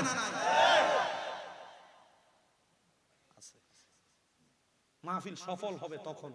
কালকে যদি শুনেন যে হ্যাঁ শামীম রাজার কথা শুনছে, আমার ফুতে হেদায়েত হইছে, আমার ফুতে আমার ফায়ে ধরে বাইতে মাফ চাইছে, এই মাহফিল সার্থক। 81-80তম মাহফিল সার্থক হয়ে যাবে। মাফ চাইতে শরম লাগে? শরম লাগে? আমি ঠোঁট দিয়া বাপের ফায়ে সুমা দিছি, আমি ঠোঁট দিয়ে আমার মায়ের ফায়ে সুমা দিছি। এই যে অসুস্থ হয়ে পড়ে আসিল, সুমা দিছি পাও দিয়ে, এই ঠোঁট দিয়া। আর মিয়া বিছানায় পড়ে আর উঠতে পারে না, প্রস্রাব পায়খানা করে আলগি দিয়ে ওঠানো লাগছে আমার আম্মার। যেদিন প্রথম আলগি দিছে আমার মার চোখে দিয়া পানি পড়ে। আমার মা কইতাছে তোরা আমরা লেগে আমার লেগে কত কষ্ট করতেছ। আমি তো চিন্তা করছি 10 মাস যে ফেটে রাখছে কষ্ট হয়েছে না? প্রথম 2 মাস তো উঠটা বসতেই পারে নাই, মার বিছানার পাশে টাইসে ঘুমাইয়াছিলাম, প্রস্রাব পায়খানা নিজে সাফ করছি, লড়ছি না। কোন সময় ডাক দেয়, ফজরের আগ পর্যন্ত ঘুমাইছি না, তখন দেখছি এবিডি ঘুমাইছে, তখন ঘুমাইছি।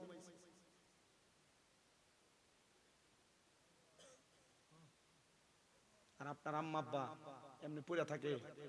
আমি আল্লাহর কাছে এখন এই যে মাহফিলে চলে আসি, 2 দিনের জন্য 3 দিনের জন্য চলে যায়, আল্লাহর কাছে বারবার কই আল্লাহ আমি জানি না আমার মার হক আমি আদায় করতে পারছি কিনা, তুমি আমার এটার কারণে বদদোয়া দিও না। আমি আমার মার কাছে আইয়া কই আম্মা আপনি আমার বদদোয়া দিয়েন না, কোনো কষ্ট হয়নি, বারবার ফোন দিয়ে দিয়ে খাইছেন নি, আপনারা মা বাপরে দমকাননি, আমি দমকাই। তবে আমার দমকটা অন্য রকমের। আমি আমার মারে দমকাই টাইম মতো খানা খায় না দেখি, আমি আমার মারে ধমকাই টাইম মতো ওষুধ খায় না দেখি, আমি আমার আম্মারে ধমকাই বেশি করে হাঁটে না কেন, আমি আমার আম্মারে ধমকাই টাইম মতো গোসল সবকিছু ঠিক মতো হয় না কেন। আমি আমার এক ওস্তাদ দিদি গেছি হুজুর গুণ হইবনি, সে এমন ভাবে দিস যেন কোমলতা থাকে। অসুস্থ মানুষ সুখ দেখে নাই, সুখে পড়ছে অসুস্থ হয়ে গেছে। আপনি দেখবেন পৃথিবীর এমন অনেক মা বাবা অনেক টাকাওয়ালা আছে, টাকার মালিক হয়েছে অসুস্থ হয়ে গেছে, টাকার মালিক হয়েছে মরে গেছে, সুখ শান্তি দেখা যাইতে পারে নাই। আপনাদের পায়ে হাত দিয়ে বলি, পায়ে হাত দিয়ে বলি, যা করেন আম্মা আব্বার পায়ের কাছে পড়ে থাকেন। আম্মা আব্বার কদমের কাছে কোন সন্তান ছোট হইলে এই সন্তানকে দামি বানিয়ে দেয় আল্লাহ, এই সন্তানকে দামি বানিয়ে দেয় আল্লাহ। তো উনি বলেন আমার মা দুধ পান করে দোয়া করছে, আর একটা নিঃশ্বাস ফালাইছিল, আমি এই পানি এই দুধ তারপর আমার বাচ্চারে খাওয়াইছি, আমার বাচ্চা কান্না বন্ধ করছে, আমার স্ত্রী পান করছে, আমি পান করছি, আল্লাহ আমার এই একটা দোয়ার কারণে তুমি আমরা এখান থেকে বাঁচাইয়া দাও। আল্লাহ তাআলা এমন ভাবে দোয়া কবুল করছে, পাথর সরাই দিছে। তিনজন ওই গুহার মুখে সেজদা দিয়ে আল্লাহর কাছে কাঁদছে, আল্লাহ যদি তুমি তিনটা ভালো কাজের কারণে আমাদেরকে গুহার মৃত্যুর মুখ থেকে বাঁচাইতে পারো, আল্লাহ আমাদের বিশ্বাস, আমাদের সারাটা জীবন যদি ভালো ভালো কাজ থাকে, আল্লাহ তুমি আমরারে মাফ করে দিবা। এই মুগুজির মানুষ, এই যে এলাকার ভিতরে মুগুজি মধ্যমপাড়া ফুরকানিয়া মাদ্রাসাটা করছেন, ভালো কাম না খারাপ কাম? এই যে এটা করে ফালাই রাখছেন, ভালো কাম না খারাপ কাম? আরে দেলোয়ার হুজুর যে আপনার কাছে এমনি চাইছে, আমার কাছে শরম লাগছে। আমি আইতে দেখছি মুগুজি বাজার থেকে ঢুকনের পরে যে ইন্ডিয়া দেশ সরকার ডাইনে চাইলেও বিল্ডিং, বামে চাইলেও বিল্ডিং, টাকা চাওয়া লাগে আপনাদের কাছে?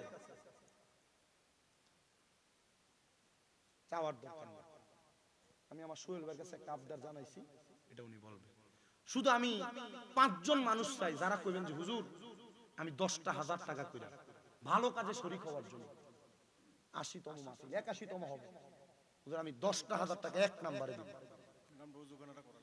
এই ওযুখানার জন্য। আমি ভালো কাজের কথা এটারই বলছি, ওযু করে নামাজ পড়ি। আমি 5টা মানুষ চাই 10,000 করে টাকা দিবেন, হয় এখন দিবেন, না 5 মাস পরে দিবেন, না 1 বছর পরে দিবেন। এক নাম্বার কে দিবেন বলো, হুজুর আমার এই ভালো কাজের একটা ভালো কাজ হবে, আমি 1 নাম্বার 10,000 টাকা দিব। একজন হাত তুলবেন।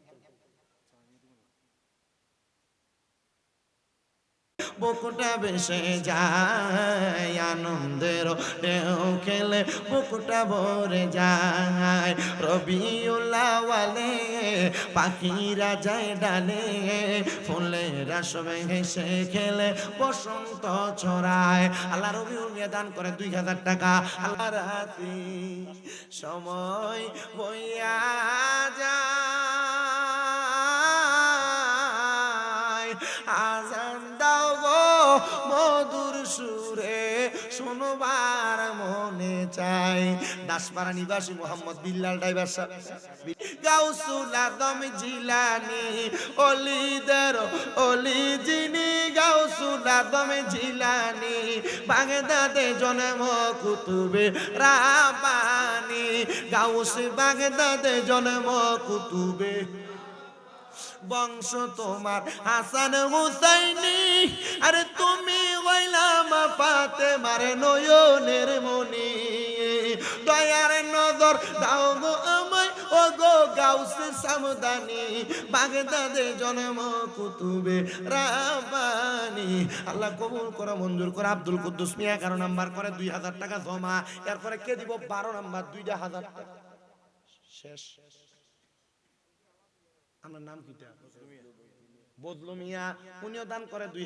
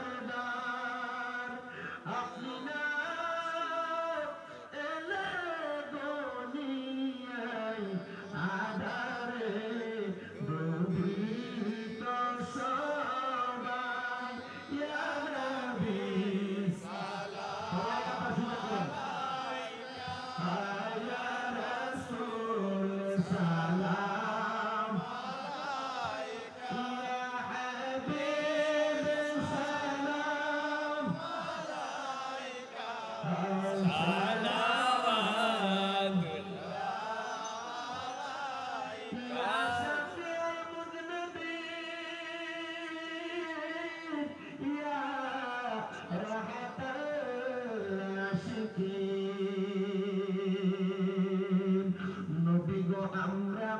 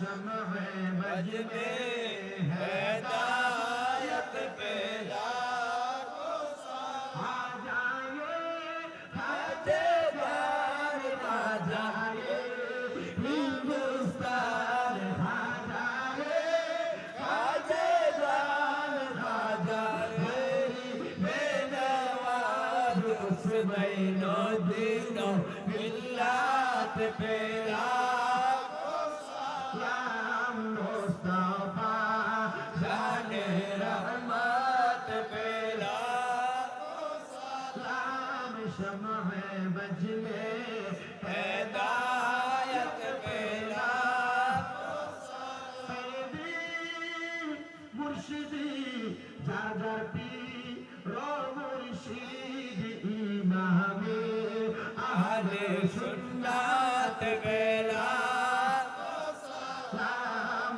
मुस्तफा जाने रहमत पे लाखों सलाम शम्ह बज में हिदायत पे लाखों सलाम या पाक पंगतन लाखों सलाम या पाक पंगतन लाखों सलाम या पाक पंगतन लाखों सलाम या पाक पंगतन लाखों सलाम या हसन शाह हुसैन लाखों सलाम या हसन शाह हुसैन लाखों सलाम अस्सलाम नूर चश्मे अंबिया अस्सलाम शाहे औलिया बलगल उला बिकमालिही फसबत तुजा बिजमाली হিদের নিশানা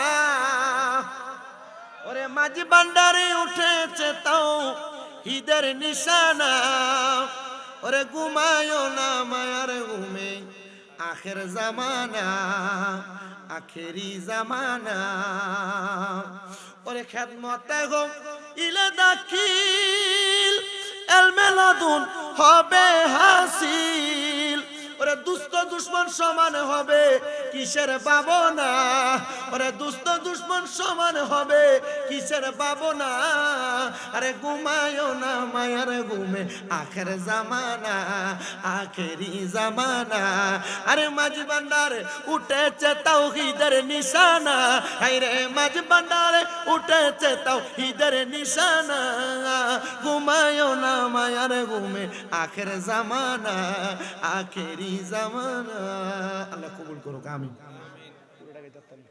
তোমরা আমার মরা লাশের লাইগা মসজিদের পাশে আমার কবর দিও কইরায় আমার জায়গা হবে নি এটা আমার নিজের লেখা একটু মহাব্বতে পড়েন আমার কাছে আবদা দুই তিন জনে কইলেছে আইতে একটু মহাব্বতে পড়েন আমার জায়গা হবে নি আমার মরা লাশের লাইগা মসজিদের পাশে আমার কবর দিও কইরায় আমার জায়গা হবে নি জগৎবাসী রে আমি তোমরার ছেলে সন্তান কয়দিনের লাগিয়া মরার পরে সবাই আমায় যাবে রে বলিয়া কষ্ট হইল 3.5 হাত কষ্ট হইলে 3.5 হাত মাটি দিও খুইরায় আমার জায়গা হবে নি আমার জায়গা হবে নি আমার মরা লাশের লাইগা মসজিদের পাশে আমার মসজিদের পাশে আমার কবর দিও কইরাই আমার জায়গা হবে নি জগৎবাসী রে আমি যেদিন যাব মারা দুনিয়া সারিয়া ভাই বন্ধু আত্মীয় স্বজন যাবে রে ভুলিয়া তোমরা রে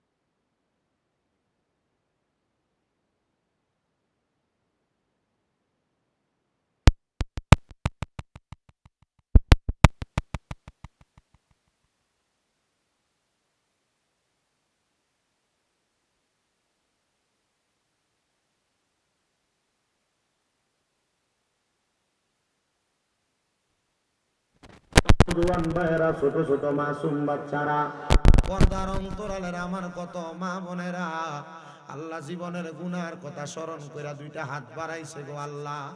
যার হাতটা তোমার দরবারে মায়া লাগে, পছন্দ হয়, ওই হাতের উসিলায় আমরা প্রত্যেকের জীবনের গুনাহ তুমি আল্লাহ ক্ষমা কইরা দাও। আল্লাহ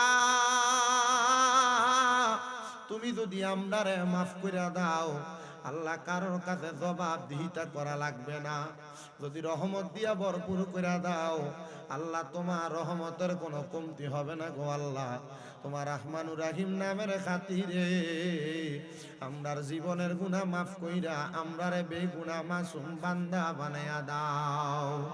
এরে আমার এই মুগুজিয়া এবং আশেপাশে এলাকার মা বোনেরা গো, কি গো মা, মাইকের আওয়াজ তোমাদের কানে যায়নি গো, মুনাজাত হইতেছে গো মা, আমার আল্লাহর দরবারে আমিন আমিন করে দুইটা হাত বাড়িয়ে দাও মা। আমাদের বিশ্বাস আছে গো মা, আমার আল্লাহ একটা হাতও খালি ফিরিয়ে দিবে না। আল্লাহ আজকের জান্নাতের বাগান মাহফিলের মধ্যে অনেক সন্তানেরা হাত বাড়াইছে, আল্লাহ তাদের জগতের মধ্যে আব্বা নাই, অনেকে হাত বাড়াইছে যাদের দুনিয়াতে আম্মা নাই। মাবুদ যেই বাবা রিক্সা চালাইয়া মাটি কাইটা মাথার গাম পায়ে ফালাইয়া পরের বাড়িতে বদলার কাম কইরা সন্তানরা মানুষের মতো মানুষ করার জন্য আব্বা বড় কষ্ট করছি, এমন আব্বা তাদের কবরে আল্লাহ আব্বার কবর জান্নাতের বাগান বানায়া দাও। আল্লাহ কত মানুষ হাত বাড়াইছে তাদের দুনিয়াতে মা নাই, যে মা 10 মাস 10 দিন গর্ভে ধারণ করে সন্তানের প্রসব বেদনা সহ্য করতে মার বড় কষ্ট হয়েছে। আল্লাহ যাদের এমন মা কবরে, আমার কবর জান্নাতের বাগান বানায়া দাও। আল্লাহ অনেকে আছে মাও নাই বাবাও নাই, একবার এতিম গো আল্লাহ, তাদের আম্মায় আব্বার কবরে আর আযাবে দিও না, মরিয়া গিয়াছেন আল্লাহ। আল্লাহ যারার মা বাপ মাফ করিয়া দেন না গো আল্লাহ কবরে আযাব। আল্লাহ যাদের মা বাবা কবরে, আম্মা আব্বার কবর নাজাতের ফয়সালা করো। যাদের মা বাবা বেঁচে আছে হায়াতে তৈয়বা নসিব করে দাও। আল্লাহ বিশেষ করে আমার সোহেল ভাই, আমার জনাব মাসুদ পারভেজ ভাই, আমার সাইফুল ভাই, আমার জুয়েল ভাই, তারা সহ যারা মসজিদের ওযুখানার জন্য দান করেছে 10,000, 5,000, 2,000, 1,000, 1 টাকা পর্যন্ত, আল্লাহ প্রত্যেকের দানগুলা কবুল ও মঞ্জুর করে নাও। আল্লাহ বিশেষ করে একজন ভাই জানে, আমার ভাই সোহেল ভাইয়ের আম্মা আব্বা দুইজনের কবরের সামনে, উনি ওনার আম্মা আব্বার জন্য দোয়া চাই, তাদেরকে তুমি মাফ করে দাও। আমার এই ভাই যেন দোয়া চাইতে মাসুদ পারভেজ ভাই, আল্লাহ আমার ভাই যেন দোয়া কবুল করে নাও। বিশেষ করে আমার এই মুরব্বী আব্বা জাহাঙ্গীর সাহেব দোয়া চাইছে ওনার সন্তানদের জন্য, আল্লাহ ওনার দোয়া তুমি কবুল ও মঞ্জুর করো। কুলসুম আক্তারের জন্য দোয়া চাইছো, অসুস্থ মানুষ তারা শেফা দান করো। রুজিনা বেগমের জন্য দোয়া চাই, তারও তুমি কবুল ও মঞ্জুর করো। আমার অনেক প্রবাসী ভাইরা বিদেশ থেকে দোয়া চায়, আল্লাহ আমার প্রত্যেক প্রবাসীদের খাস দোয়াগুলো কবুল ও মঞ্জুর করো। প্রবাসীদের ব্যবসা বাণিজ্য কাজকর্মে চাকরি বাকরিতে বরকত দাও। আল্লাহ অনেকে পড়ালেখা করে বিদ্যা বুদ্ধি বাড়াইয়া দাও, মানে সম্মান ইজ্জতে জিন্দেগি নসিব করে দাও। আল্লাহ বিশেষ করে আমার ইসমাইলের আম্মা অসুস্থ, ওনার জন্য দোয়া চাওয়া হয়েছে, আল্লাহ ওনারে তুমি শেফা আদেলা কামেলা নসিব করো। আল্লাহ বিশেষ করে মুগুদি মধ্যম পাড়া উত্তর দক্ষিণ যত পাড়া আছে আল্লাহ এই পুরা বরুড়া এলাকা সারা কুমিল্লার উপর সারা বাংলাদেশের উপর তোমার খাস রহমত বরকত দান করে দাও। সোনার বাংলাদেশকে আপনি স্থিতিশীল এবং সুন্দর বাংলাদেশ হিসেবে কবুল করে নেন। আল্লাহ বিশেষ করে আমার একজন ভক্তের জামাতা ফাতেমা বেগমের জামাই মাসুদ মিয়া, উনি অসুস্থ অবস্থায় দুবাই আছে, ওনাকে শেফা দান করে দেন। আল্লাহ খাসুল খাস ভাবে আপনার কাছে মাপ চাই। আমার আম্মা জান অসুস্থ, আমার আম্মা জানকে আপনি পরিপূর্ণ সুস্থতার নিয়ামত নসিব করে দেন রাব্বুল আলামিন। আমরা যারা হাত বাড়াইলাম, আমাদের প্রত্যেকের ব্যবসা বাণিজ্য কাজ কর্মে চাকরিতে পড়ালেখায় বিদ্যা বুদ্ধি বাড়ান, অভাব থাকলে দূর করেন, টেনশন থাকলে মুসিবত থাকলে দূর করে দেন। মরণের আগে বারবার মক্কা মদিনা তাওয়াফ জিয়ারত নসিব করায়া আমাদের প্রত্যেকের হক্কানি রাব্বানি পীর মাশায়েখের জবানের সাথে জবান মিলায়া পড়ায়া দিয়েন লা ইলাহা ইল্লাল্লাহু মুহাম্মাদুর রাসূলুল্লাহ সাল্লাল্লাহু আলাইহি